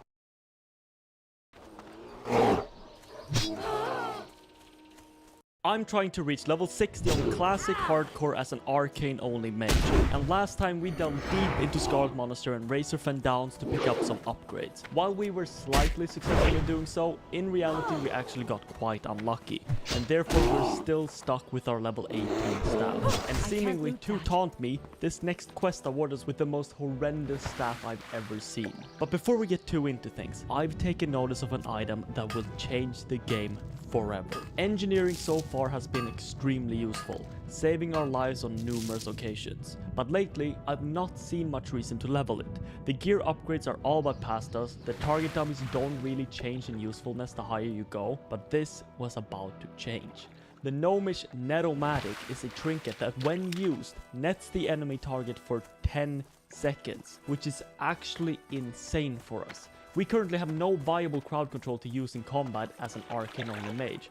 Polymorph breaks on hit and heals the enemy to full. Grenades also break on hit and only last a second or 3, but this net, it gives us 10 seconds of free DPS before the enemy can reach us. And even if I don't use it for DPS, it's amazing to kite, to run away and bandage up, or to evocation. It's also our first trinket, a currently vacant slot that we would fill. Of course this item can backfire and root us instead, but this is actually not a problem at all. Blink instantly breaks the root, and even if we don't have that, gnomes can use Escape Artist, a 0.5 second cast that just breaks all roots. All in all, the upsides are massive and the downside is easily negated by our abilities. It's a must-have item for us. Now for the tricky part, actually getting it. To craft this item, we need to have learned Gnomish Engineering. To do this, I first had to level my NG up a bit and then do a quest to show off my work. This quest isn't all that easy though. I need 6 mithril tubes, which is easy enough, 1 tube just costs 3 mithril bars. Then I need 2 advanced target dummies. This is where it already starts being a bit complicated. While the engineering items needed to craft the dummy are easy to obtain and I mostly have them all from just leveling the skill, we once again run into our old friend, the leather. But as before, we know exactly how to counter this issue. So I just grabbed my fishing rod and proceeded to Dustswallow Marsh, where I found some debris, and after a few minutes of fishing, I had all I needed for the target dummies. Then finally, to complete the quest, we need an accurate scope. This item is not trained from a trainer, so I had to travel to Booty Bay to visit a specific vendor in hopes that he had the schematic, which he did. Now this is where we are blessed by a complete stroke of luck. Last episode I talked about how we needed a jade for the wand quest, but ultimately it didn't matter because we got dropped an extra jade. Well, as it turns out, the accurate scope requires a singular jade to craft, meaning that the extra drop was actually massive. With the items we needed, all I had to do was turn in the quest to become an esteemed Gnomish engineer. Now, to actually craft the trinket, I just need some more general engineering materials, as well as 2 types of spider silk. This didn't prove to be much of an issue though, since some lower level spiders in Dustswallow Marsh provided both of them. And after a lot of time running around the world in search of materials, we finally had our trinket, and it was time to test it out. Okay, time to use the Gnomish Netomatic for the first time, so let's see if it backfires on me.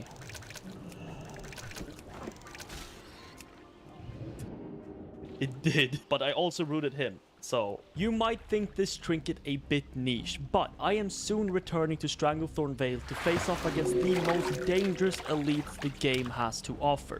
A single misstep will spell my demise, so every tool at my disposal is of huge help. It's time to prove that while we are basically a third of a real mage, we're definitely not bitches. But before that, last time I mentioned that the upcoming levels would require us to grind a lot. And to offset this, we will be delving deep into dungeons, and as such, it was now time for Uldaman. Coming into Uldaman, I did not expect much. The loot tables are kinda horrible for casters, and the quest rewards themselves do not grant anything crazy. But this dungeon must still be done because it features something like 10 quests for Alliance, and therefore is basically a whole level if we complete it. It was not long before we killed the first boss and something useful actually dropped.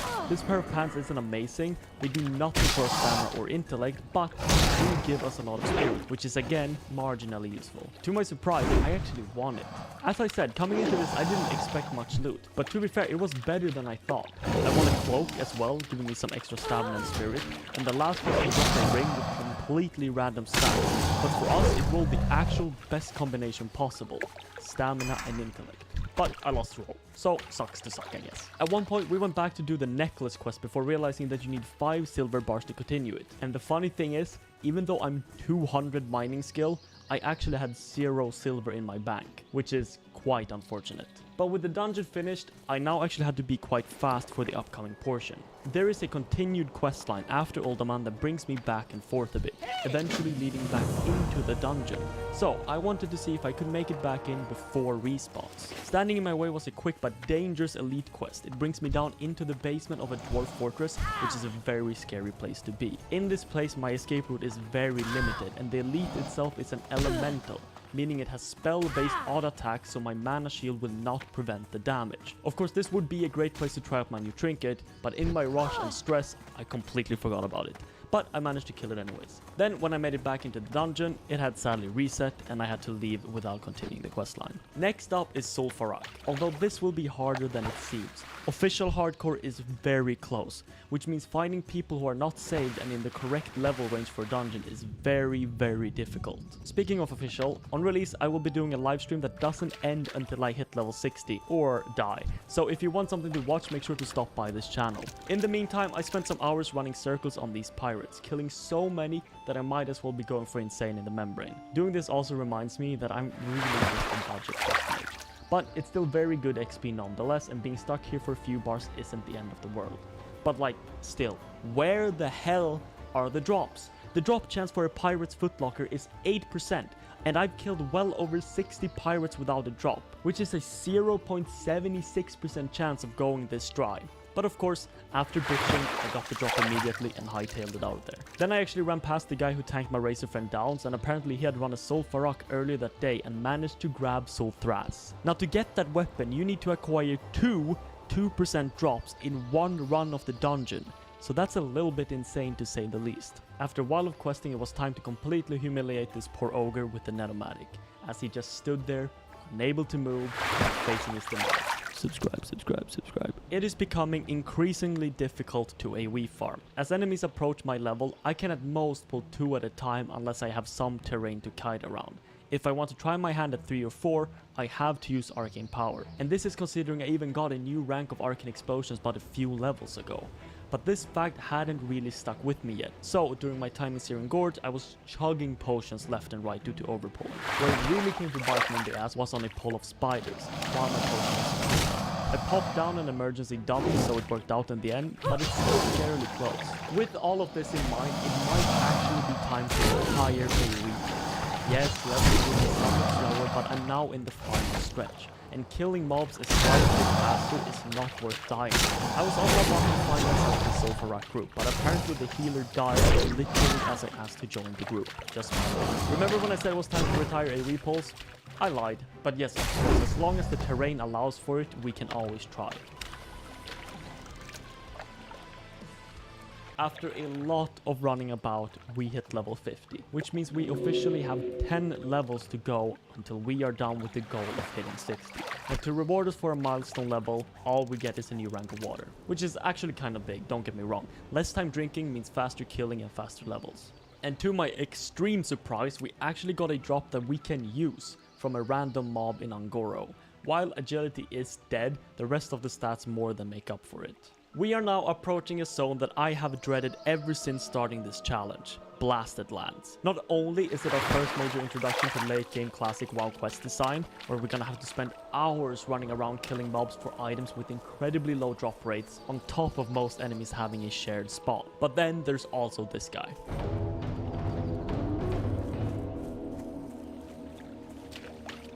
Terramus patrols the zone and the areas we'll be spending our time in. A skull level elite dragon which if pulled will wipe us from the face of this planet in seconds. On top of this, he's also learned to teleport.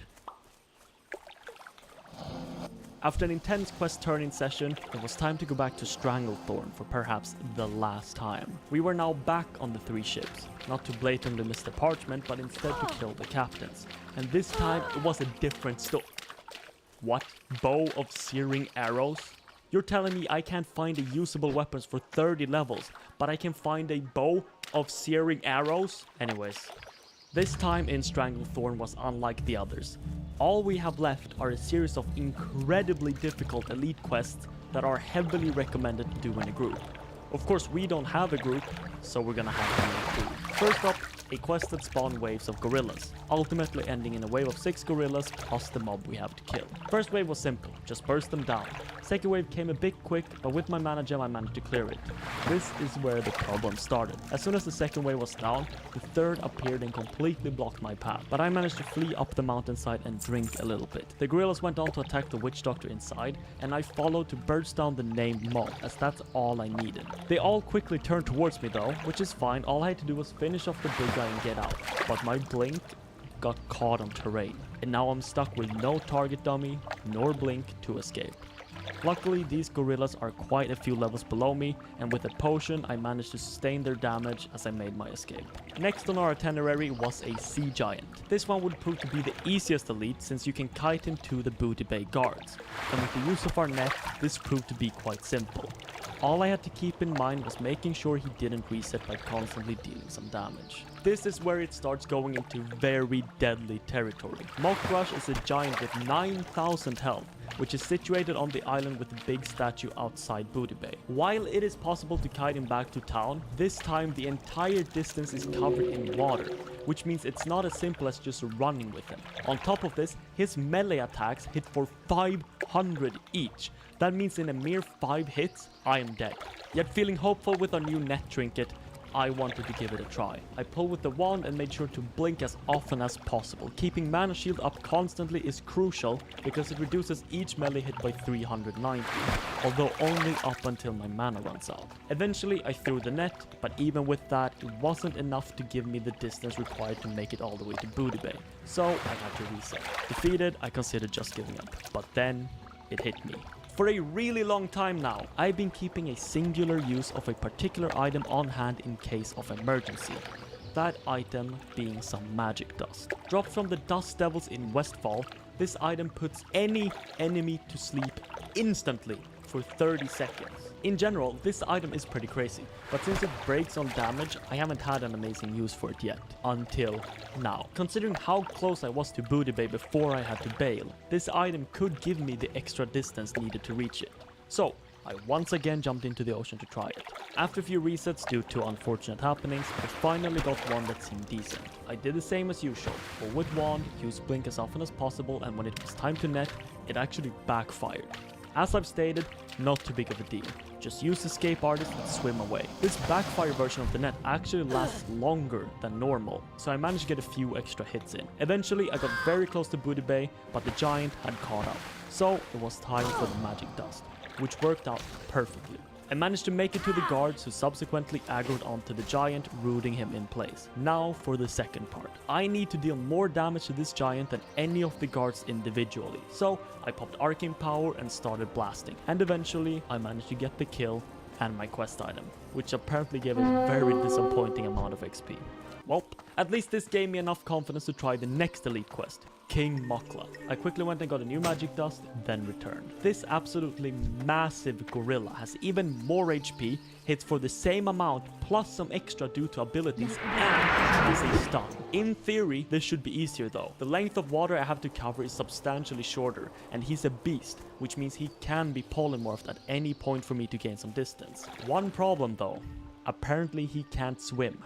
As soon as I hit the water, he started evading. After some more time spent trying to get him to swim, I gave up and went to see if I could kill him the traditional way, by kiting around the tree. This could probably work, but I didn't find a good enough tree, so I decided to reset him. But when I went back to his spawn, I found a horde hunter killing him, so I helped out. Which really was a great idea, because the hunter actually stuck around for the respawn and helped me kill the king, using his pet as a tank. Great reminder to make love, not Warcraft, guys. Come on. I also managed to pick up some insane plate boots from a chest, once again reminding me that while I can find amazing loot, it's never for myself. If this was official, I would be rich. It's not, so I have nothing. But with those absolute monstrosities out of the way, it was time to bid a final farewell to Stranglethorn Bay, the best zone in the game. After 2 days of searching, I finally managed to scrounge together a group for Zul'Farrak. Sadly, it was a triple cloth group, but having another mage is always to our benefit, which you shall see very soon. In this dungeon, there are some pieces here and there we could use, but we are mainly looking to secure a piece of loot from Sun Ra, as he drops a very useful pair of gloves as well as a staff. Even if we do not manage to secure a weapon though, we will still acquire one from the quest Tiara of the Deep. so we're not super stressed. We started off strong by getting a very decent BOE bracer drop, which I actually managed to win, securing ourselves a bit of an intellect upgrade. But then it was time to show why double mage is such a force to be reckoned with, as the poor warriors could only watch in despair as we absolutely destroyed the meters. Sumra dropped the gloves, which I proceeded to lose, and then was off to the stair fight, which proved to be no issue. Really, the whole dungeon went by very smoothly, and the bosses died steadily one by one until we were nearing completion. The only thing remaining was to kill the quest mob for the tiara, and secure our new weapon upgrade to finally say goodbye to our loyal staff. They didn't share the tiara quest. I didn't pick up the tiara quest. I can't do the tiara quest. I am stuck with this godforsaken staff from 30 levels ago. No! We didn't even get to finish the troll temper quest. With Zul'Farrak done, I was finished. No longer will I stand for this level 18 weapon being on my back. It was time for plan B, or like plan T at this point, I don't know. A while back, after completing Scarlet Monastery, I decided to pick up the one-handed sword as a reward. In case I couldn't find the staff, I would use this as a backup if I got an offhand. I have received neither staff nor offhand, so it was time to go on a quest. In Ironforge, I picked up a mission that sent me abroad to the other continent, into the zone of Azshara. Here, I simply had to traverse the extreme terrain, dodge hordes of Naga to draw some pictures of massive runestones throughout the ruins of an ancient hybrid civilization. Then I was to navigate through elite giants, massive cliffs, and even higher level Nagas to the southeasternmost point of the entire zone, where on a small island there is a makeshift helipad that I will proceed to send a signal flare from, where after some time, a dwarf will fly in to pick up my package. To be fair, this is actually the first time I've been here in WoW. I had no idea this small island existed, and I guess that counts for something, you know? After returning to Ironforge, we turned in the quest to receive our 12 intellect offhand, and at the same time reach level 52, unlocking a new rank of mana shield and conjure food. Combined with the sword from Scarlet Monastery, we have now finally upgraded our weapon slot, gaining a bit of stamina and intellect. We are now entering the endgame. With only 8 levels left and official hardcore on the horizon, this server will die, and I will no longer be able to find groups for dungeons or other activities. This means the next time you see the Archon Mage will be when I hit 60 or I die. See you on the launch stream.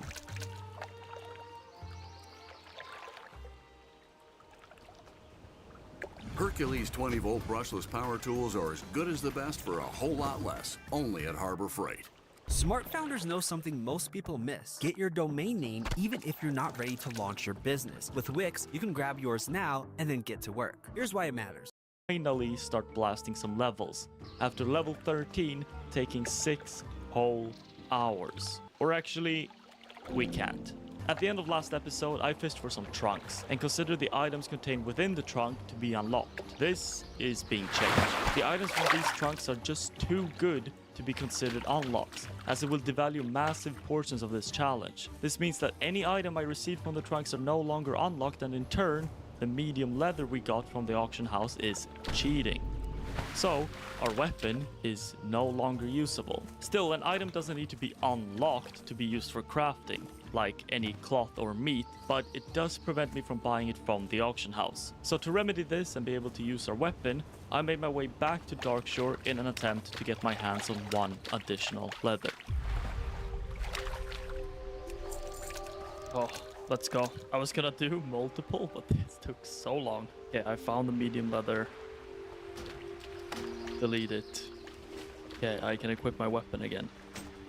Woohoo. Okay, let's hope I don't instantly die, yeah? I feel like I have to remember that I'm a warrior when I'm pulling stuff. This might be a bit too close. I don't love these fights I'm taking. I feel like something could very easily go.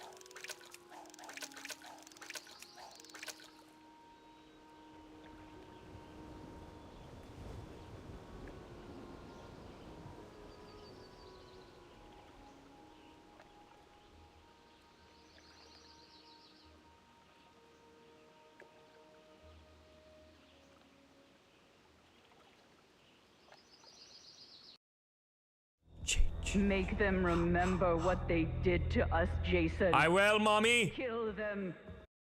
I don't even know how to execute. You have so many advantages here. No weapon. I can't you, Yermo. I can't touch this. This is just like a fucking. Oh, where'd you come from? It's like a skit. I don't know. Oh, bye.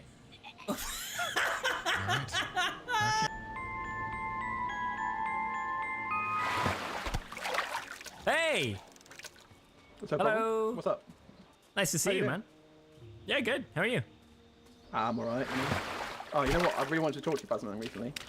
Yeah, tell me. I think we should really dig into this whole incident. Where do you go? I think we should really dig into this whole incident.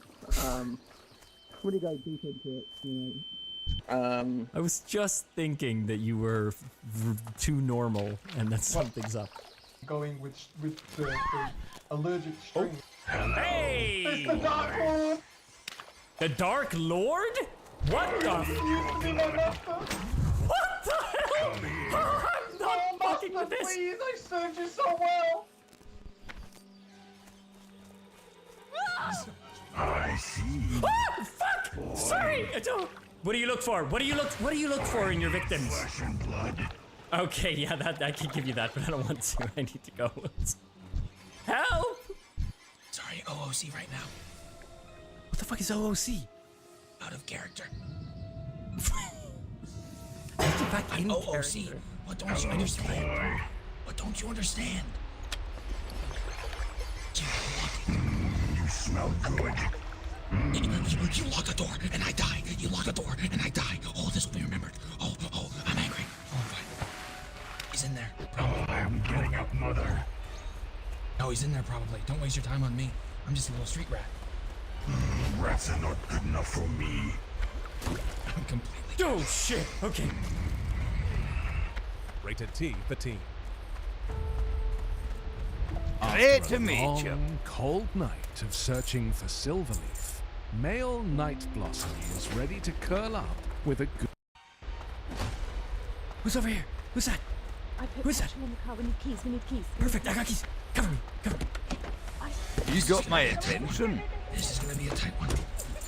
I honestly don't even make the effort. Just run me over. Just run me over. Just run me over. Just hit me.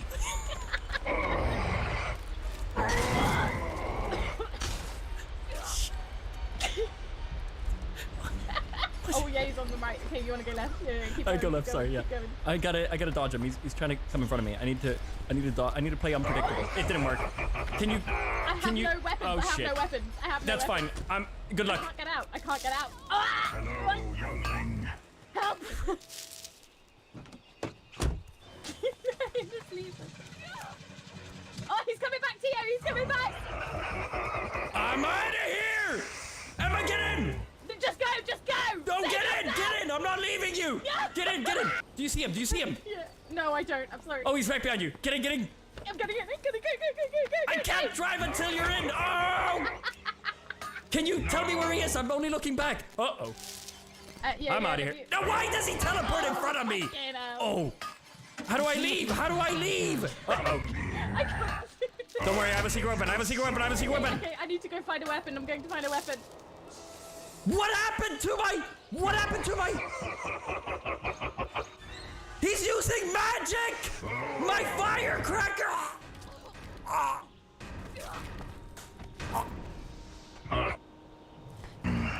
You want to look at it as a purely human point of view.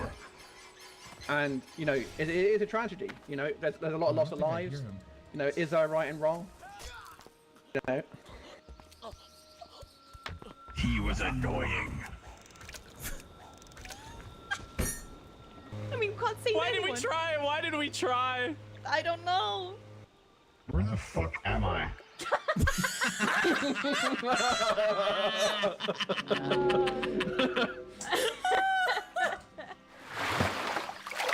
Oh, they're gone. Damn it. Oh, nice. Oh, Sias, that was really fun. That's a good voice, man.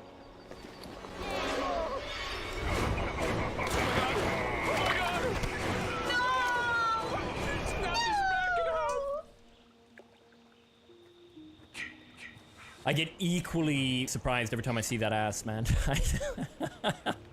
Okay, Mikey, if me and you, right, we're going at it, okay? As just a joke, who do you think feels more awkward first and stops? Yeah, I think you're right. I think you could go all night, honestly. We have battery. Get Emma walkie-talkie so I can sexy talk her. God, am I missing like Hi, an orgy or Seth. something? Everyone's sexual with each other. Can I insert the battery and about my then own let you ass. have me? But neither of us give up. Is Oh an my endurance God. competition Take to me see now. who can be gay the longest. Yeah, who gives up first? No, take me. I'm all yours, Elias! Eventually, obviously, we get married. I would suck Yeah, dry but every day. then you never win. Looks like just me and you, It's just you and me. We're the only normal ones, I think. Do you Have have you seen any gasoline, gas? Linton? No, we Oh, need keys. shit. We need gas. Yeah, we need gas. Please, please. Joey's getting murdered. Get away from me. No. I know of a person who would love that choking. Ah, yeah! I'm the finest squares in the map. No, it's okay. You go. No, he's coming on me. He's coming on me. Oh God. I mean, yeah. Oh, sorry. This is oddly sexual. We need the gas, Patty. Bring that sweet ass down here. We need. Okay. No, I don't know. I'm gonna find the killer. You need to get a walkie-talkie, buddy. Yeah, me too. We need that. Oh, we both have keys. No. No, wait. I never even got to try gay chicken.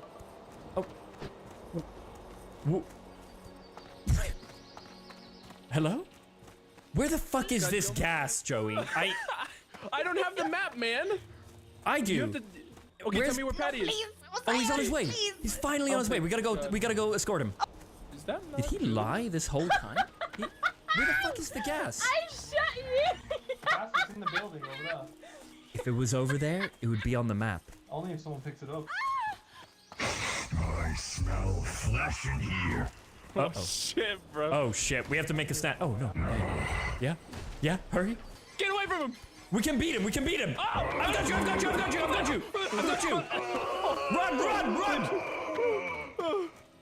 I need a weapon. If it bleeds, we can. He's back! No! It's been good! My final words are gonna be fuck Patty! Fuck you, Patty! I waited 5 minutes for that gas! Yes, please, Daddy. Oh, God.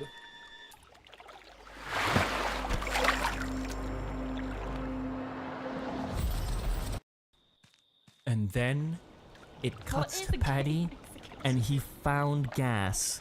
I swear to God, I mean, this guy. I told you it's in the building over here. Why didn't you just ask me which building? I don't know Why can you hear me right now, Patty? How did he respond to me? Oh no, Patty doesn't have a weapon Come anymore. here, Jason. Come to your mommy. Jason, Oh, I'm your sweater. mother. You don't want to Sweater. hurt me. Oh, he's got the sweater on. Yeah. Jason, you good boy.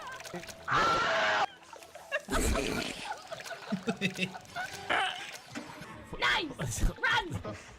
Why can't we survive? Are we... What is going on, man?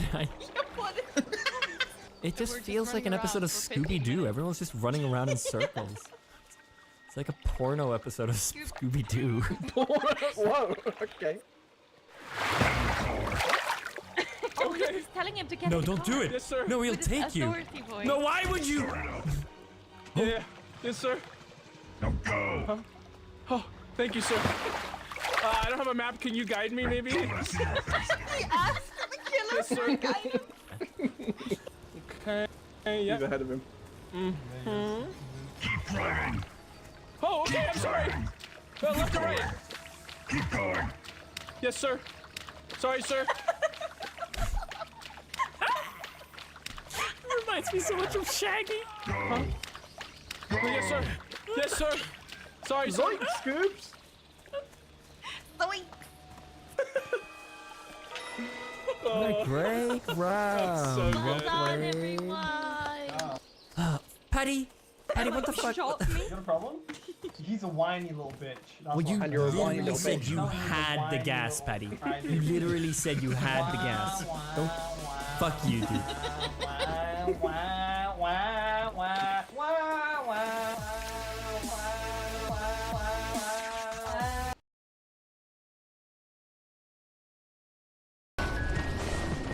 Oh, Patty! You're gonna love the stun gun. Does it look good? Dude, this thing is nice. You can left click to scan for threat. Try it. Yeah!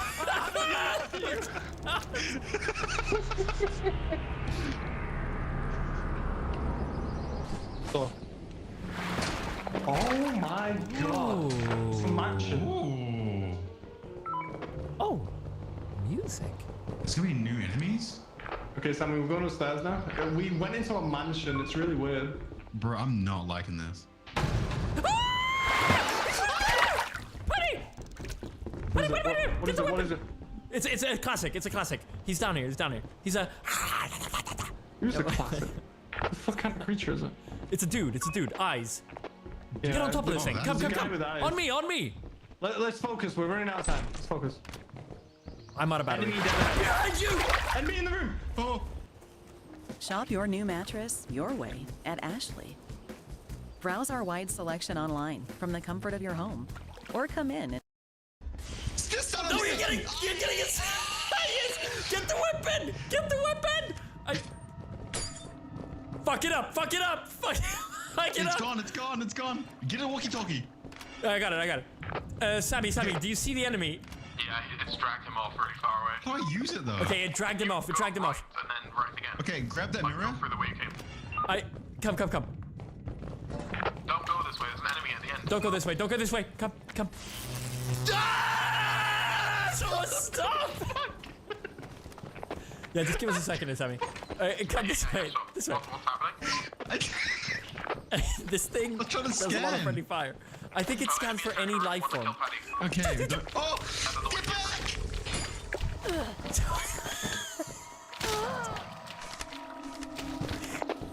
back! Zeiss is dead. I'm coming back. You're just leaving all the items here? Yeah, I'm out of battery. I need to come back. I'm gonna try to save the zap gun. Lead me back, please. Okay, you able to go downstairs from here? The entrance? Stop. Run to the door that ahead of you. Run to the door that ahead of you. Now, close it behind you. Close it behind you. Close it. Okay. It's pitch black for me, buddy. I really am gonna struggle to guide you unless you go back the way you came. I think unfortunately it's a dead end. Yeah, but you're gonna have to go the way you came. I'll tell you where the monster is, but be quiet, okay? If you're gonna crouch walk, you're not gonna speak, you're only going to listen. If I think it's too close to you and it's gonna hear me, I will be quiet and you have to just act. It's clear. Go to the far back left. Through that door. It's coming.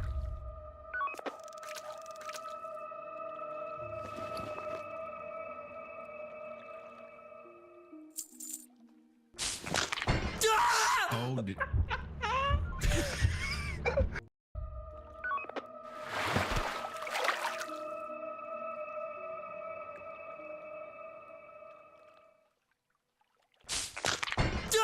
Oh, dude.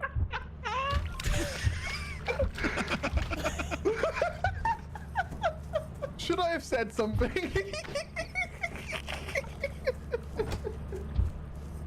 It fucking juked him. He knew? He knew and he didn't tell? I could have made a run for it. I had the zap gun on me. Oh, we just lost 400 on that. Wait, what the fuck was that?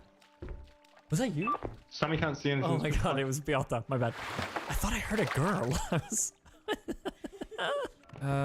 I'm leaving the flashlight for this. It's worth more. I'm fucking the robot off because it's pissing me off. Beata, are you humming? You're humming. Okay, I'm hearing shit. What are you hearing? Are you hearing thumping? Oh, here we go. Did you just hum? Oh, Beata! I'm hearing humming. Are you hearing humming? Because you won't hear her, Azais. Not that time. Not that time. We need a fairy loot. Nuke? Wait, who? I'm coming. I've got the stun grenade. Where? It was chasing Sammy, but I don't know where he went. Take it out! Take it out! Shovel him! Shovel him! Oh, I don't know about this. No, his eyes back up. This isn't good. Jester. Oh, it's about to pop.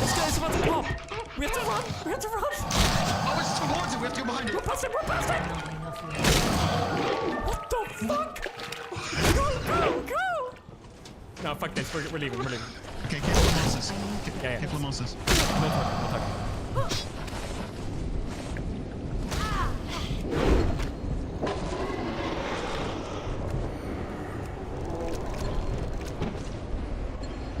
I just never get to live again. So, oh, Paddy, hey. So Sammy's alive then. Yeah, Sammy survived. We got a lot of stuff. Holy literal shit. heart attack, The dude. I fucking- couldn't breathe. Sammy, did you see the Jester or whatever he was called? Yeah, I didn't get to see him. He came back like... He came and he started bouncing in front of us. He was really creepy. Oh, I'm reading about it now. It says, Sigurd's danger level, 90%. Get out of there before it goes 8. Yeah. You can't hide from it, just evacuate. Scientific name, Insaniest Thingus. There's no freaking scientific record. Good luck. You know as much as I do. Call it the Jester. Holy shit. Guys, guys. You can right click and it'll pop up. We have an eye guy, Paddy, just so you know. I think we should take this back to the door. You're on your own with him right now. Eye guy's at the entrance. Eye guy's running towards you now. On your right. Eye guy right here to the right. Oh! Running at you, running at you. He's got to Tia. You need to leave Tia. Am I going back in? No. Let's deposit it. Welcome to Top Heroes. It all starts with a small fire. No rushing, no shortcuts. Just time and the choices you make. Find your people. Raise companions and pets. Build your town step by step. I can meet you halfway too and take what you have if you just want to get back to it. The dogs could spawn any minute. I think they get a lot more likely around 6. You can go back in if you want. Right? Yeah. I'll bring a walkie-talkie and a flashlight. All right, yeah. I'll leave the flashlight. The guy is still with his eyes. His body hasn't moved. He's worrying what he's doing. All right, I'm doing a Hail Mary. See you, Sammy. Yes, am I leaving Sammy? There's multiple things up there. I say he's dead now. Yeah. A moon appeared on the timer, so I was like, it's nighttime. The fucking dogs are gonna be around. So Yeah. I just crouched and stayed quiet the whole time. And then I hear Tia go, "Oh hey Sam, you're for Hail Mary." It scared the crap out of me, dude. The hits were all there as well. As we were going back to the ship, I was like, oh yeah, the dogs normally come around like 6. They get a lot more likely. You and I were discussing it on the way there. Sam's already gone back. Oh my god! Okay, I hear Scout. I hear something though. Do you see something, Paddy? No, nothing on. Oh right, ahead of you, directly from. Come. No, that's Coilhead. He's gonna chase us. Through that doorway. It's Coilhead. We have to look at it. It's stationary. Yeah, we got a coil head. Sammy, bring back a lockpick. We need a lockpick to get an item. Oh. Yeah, the reason I picked is because Wait, Wait, did I find a different coil head? Zeiss, are you still staring at yours? Yeah, I'm staring at mine. We have 2 coil heads. Zeiss is looking at his. I'm gonna bring mine to Zeiss so he can look at both of them. Okay. Can you see him now? Yeah, but I don't know if I can see him, but I don't know if he. Yeah, but I don't know if he picks me up. Well, he's not moving when I'm looking away, so I think you're good. Okay, I'm gonna go to that door. Yeah, there are dogs outside, by the way, with Paddy. But how do I leave this? Don't worry about that. We'll figure that out. If I die, you're fucked. Wait, I'm hearing something. There's a little girl! Oh no! Zeiss, there's a little girl. Okay, wait, keep an eye on it. Keep an eye on it. I don't know. Keep an eye on it. Keep an eye on it. It's fine. It's fine. Follow my voice. Follow my voice. Follow my voice. Over here. Holy shit! It's a dead end. Don't go back. No, it's a dead end. It's fine. Keep looking at him. Okay. Keep an eye on him. Okay, are you looking at them? Come to me. I'm looking. Come to me, come to me. Okay, perfect. Okay, that's fine, that's fine. I need to find the way out. Okay, here, follow my voice, follow my voice. Follow my voice, follow my voice, follow my voice. Here, follow my voice. No, oh, come. Okay, okay. And now don't panic, there's a little girl. You're gonna jump backwards! Jump! Run! She's skipping towards us! Oh my god, I have to go! Run! Quick, dogs.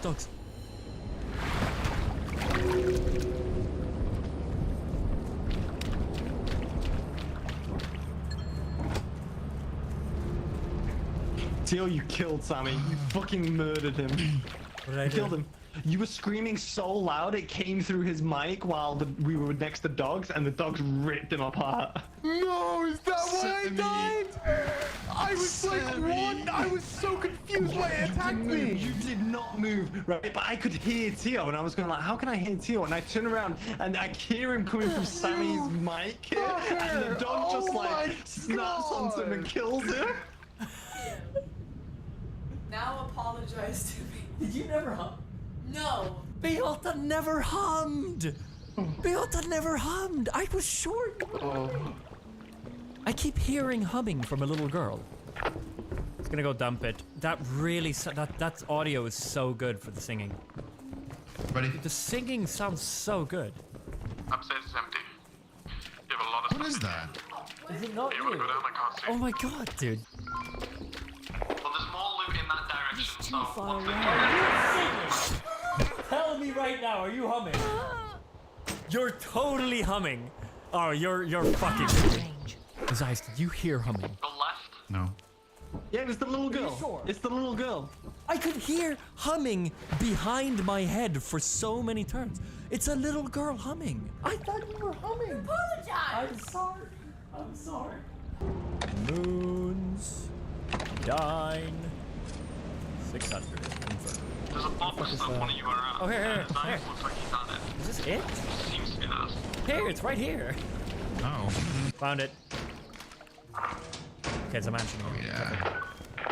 It's a mansion again? Go upstairs. Sammy went to the right. Yeah, he went through that. He's on your left, somehow. Here?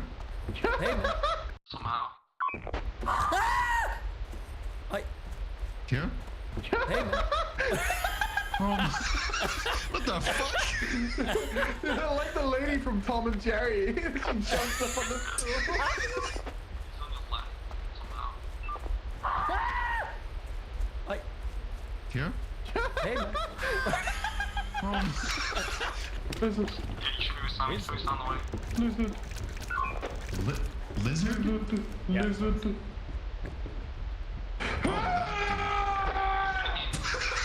What? Let's get it. Let's get it. Okay, we're good. They don't like loud sounds. Okay, nice. Oh, is good. that? Good to know. Look, there might be a fire escape you can use. Oh, a fire escape. Yeah, I'll have a look. I'll see if I see anything that no, as you'll walk around. Quite dark, actually. Like you're at the edge of the map. I'd say go right. This is the end of me. This is the end of me.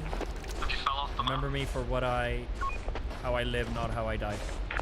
Now we gotta go help people customize and save hundreds with Liberty Mutual. Maybe where's the golf cart? I'm alive.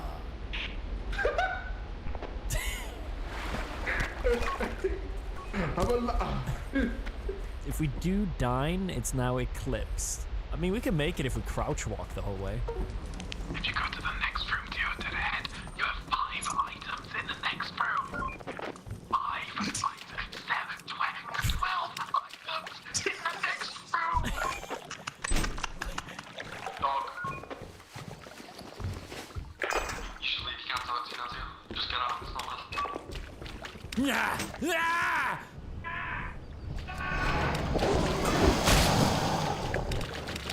Oh, he's not. No, they're not the ones that scare. It's the other ones. The one that looks like a dick.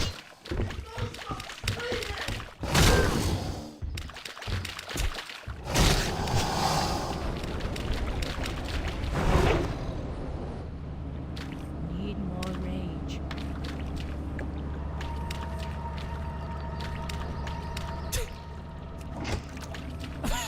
I got back and there's some blood. Blood? Yeah. Everywhere. I thought I was gonna find you dead. What were you screaming at? Screaming at a bug. I was trying to scare off. Intimidating. Yeah, so sorry about that. Oh god. Okay, the little girl's here with us, and the insane guy, and the coil head. Okay. Oh no. Okay, I'm gonna need some guidance, Sammy.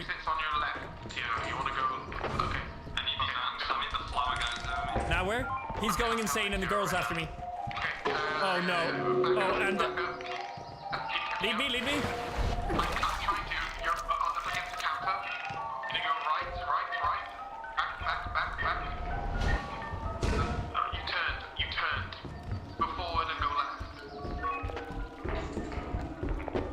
Nowhere, nowhere! Need you to go forward and go left. Here?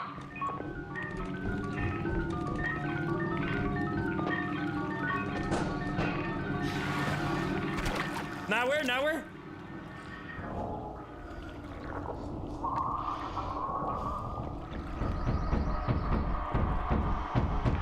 It's been good! Oh. I forgot to scan. Oh my god, dude. Why did I meet all the monsters? That was ridiculous. What is that? Behind the ship. What? Behind the ship. The biggest red circle I've ever seen. Behind the ship? Yeah. I was massive.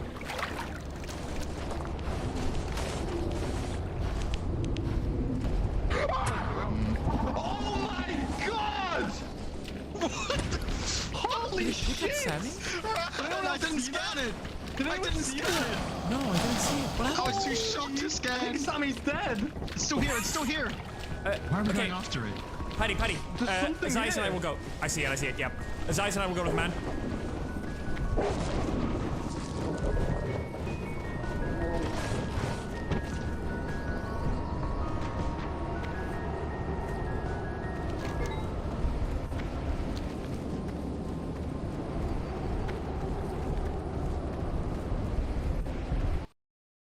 Rated T for teen. Having downed Atragon the Grand Tormentor, Lightbringer crown in hand, Valissa Dawnsworn was finally ready to slay, build, decorate, and show off in a home of your own in Azeroth. Adventure is calling you home.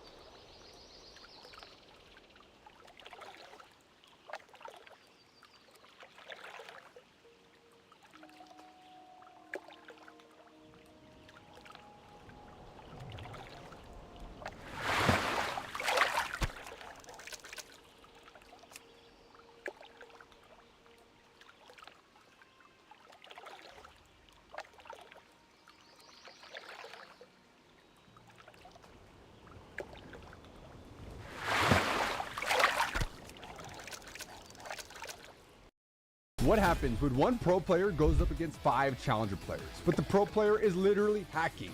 In this video, we're giving our Jinx 100% cooldown reduction and infinite mana. Will the AD carry be able to snipe the assassins from across the map? Or will she get destroyed by the 5 challenger assassins? Let's do this. Enjoy today's video.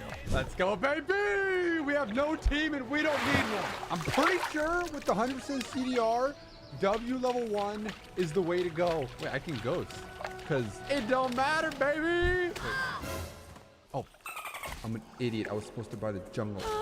Professor Akali, I play Akali. I'm so cool. Listen, eat my freaking traps. Wait, there's too many traps.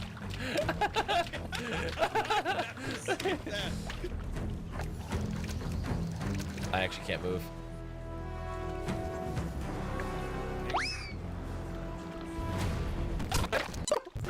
All we have to do. Come here, bitches.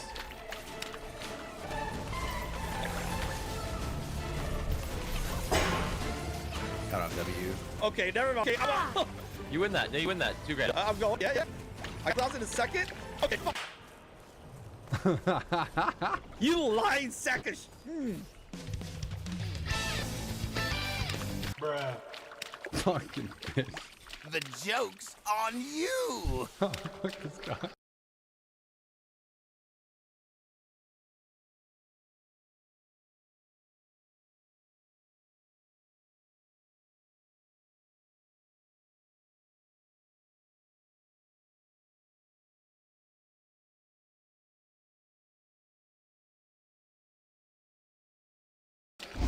We're just gonna stick to the jungle, okay? Like I said, level 6 equals win game.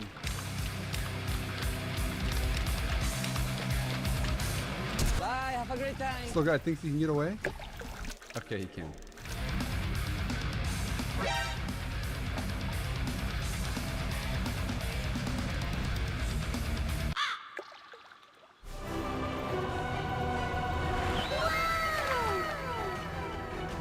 Yes, dude. Yes. This is all we needed. I've got bad news. We might be in a little bit of trouble starting right now. Yeah, baby. You get some. You get some. This is like Iraq all over again. We need to go a ulti spamming build. Oh, where you going now, big guy? Where you go? Go, gonna go! Dude. That's how you dodge, bro. This out. Professor. Wait. Remember, the longer the range on the we are. All right. Somebody said help. No! Yeah, go hit the tower. See what happens, big guy. He's like preventing me from hitting the turret by constantly throwing rockets at it.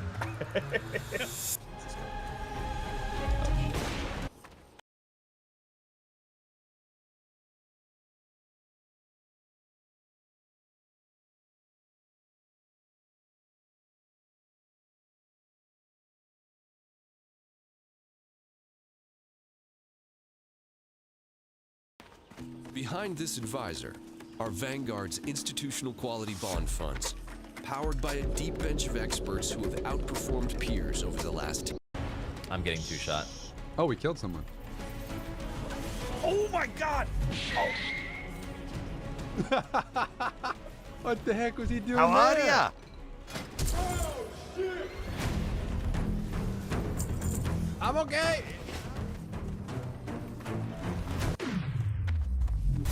Got him.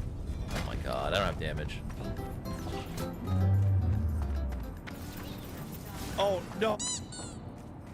I didn't do the combo right. What are you doing, my friend? Oh my god, get me out of here. Our objective is to get a tower, okay?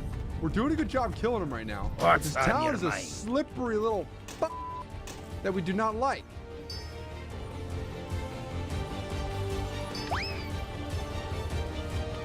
Yeah, baby.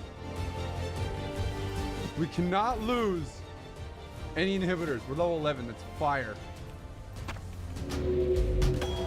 Got him. These things hurt, bro. Dude, oh my god, he ults so fast too. Give me this tower. This is the first one. The first of many. Nice. No ulti needed. Yes, dude. I almost died there. I'm not even gonna lie. Hey, never mind. Okay, Never mind. all right. You're pulling some rich guy shit right now. This fucking Talon, bro. He's not hitting minions, so I can't kill the creeps with the ultis. This guy's a genius!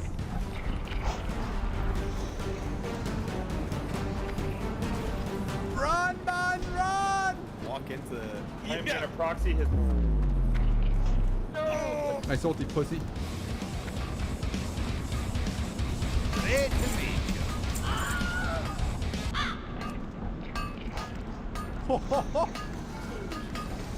Are we boarding? No! He got me! Stay away from my mid lane! I need to get some plates. Or not. I need a little more gold. If only there was a way for me to kill someone in base. All right, that works. You know, the best part about dying is you can just think about what you did while you're in Greece, you know? Hey, Zed, bye-bye! Yeah, boy. Bro, I am sick and tired of people split pushing.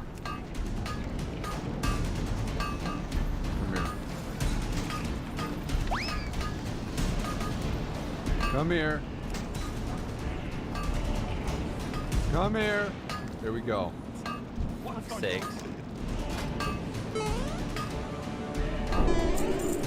Oh my god. He flashed over it. No! Fuck, dude! They literally went crazy on me. You got it! Push it! We got it, we got it, we got it. Oh my god. We just have to not die again and everything's fine. A quick question for everyone, and feel free to chime in. No wrong answers. Why does 2 Grand have 0 KP? I mean, that's obvious. That means he hasn't done shit this game. Bro, it's this freaking flash. Nice. Yes, dude, our rank 3 ultimate.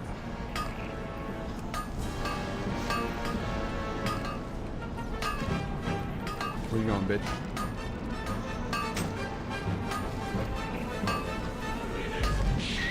That works.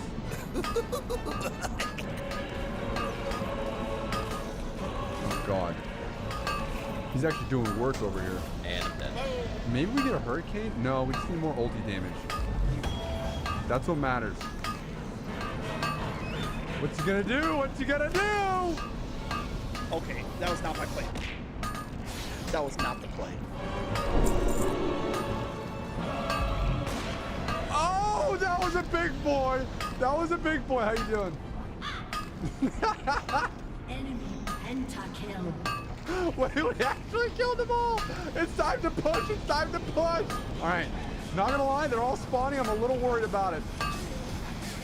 So they're hex gating out of here. They're hitting a freaking pincer flank. Run! He is so fast. That is insane. Think you can live this, bud? Yo, we're getting more stacks every single time we throw an ulti.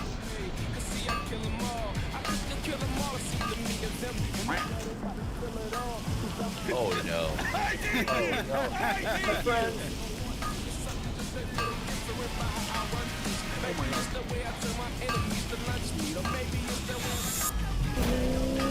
Oh my god, I'm so fast! What the fuck? No! No! No!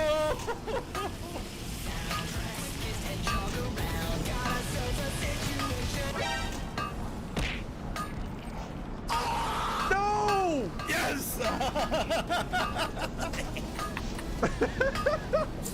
Go. This Reddit posted.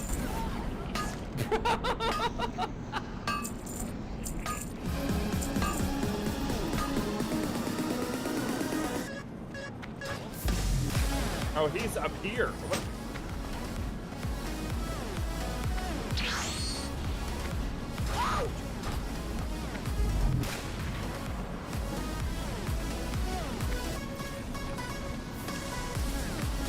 No, dude, our base.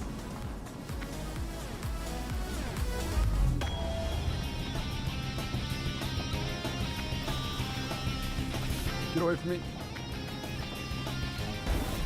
Nice shot. Nice shot.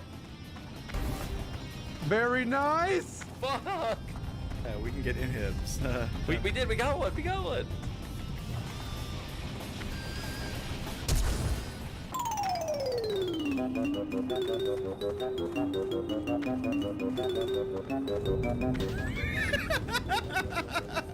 You got my attention. Die! Fuck. I'm dead. Guys, I feel like I'm in fucking Vietnam right now, just dodging missiles. And I'm okay. All right. I thought you were gonna say your hometown. You know? What? Is it because I'm Iranian? No, I didn't say Bruh. it. Death to you, infidel. Oh my god. There we go. Triple kill. Quadra kill. There we go, baby! Who's left?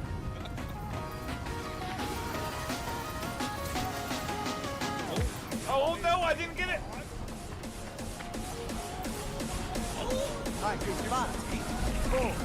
This guy's fucking good. What? Drop the beat. That's what I'm talking about! Okay. As I said, you're so tanky that happens. My bad. Maybe I can get a little bit of this? I got this.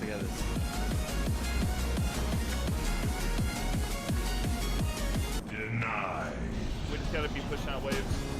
Gotta be very careful. Oh no!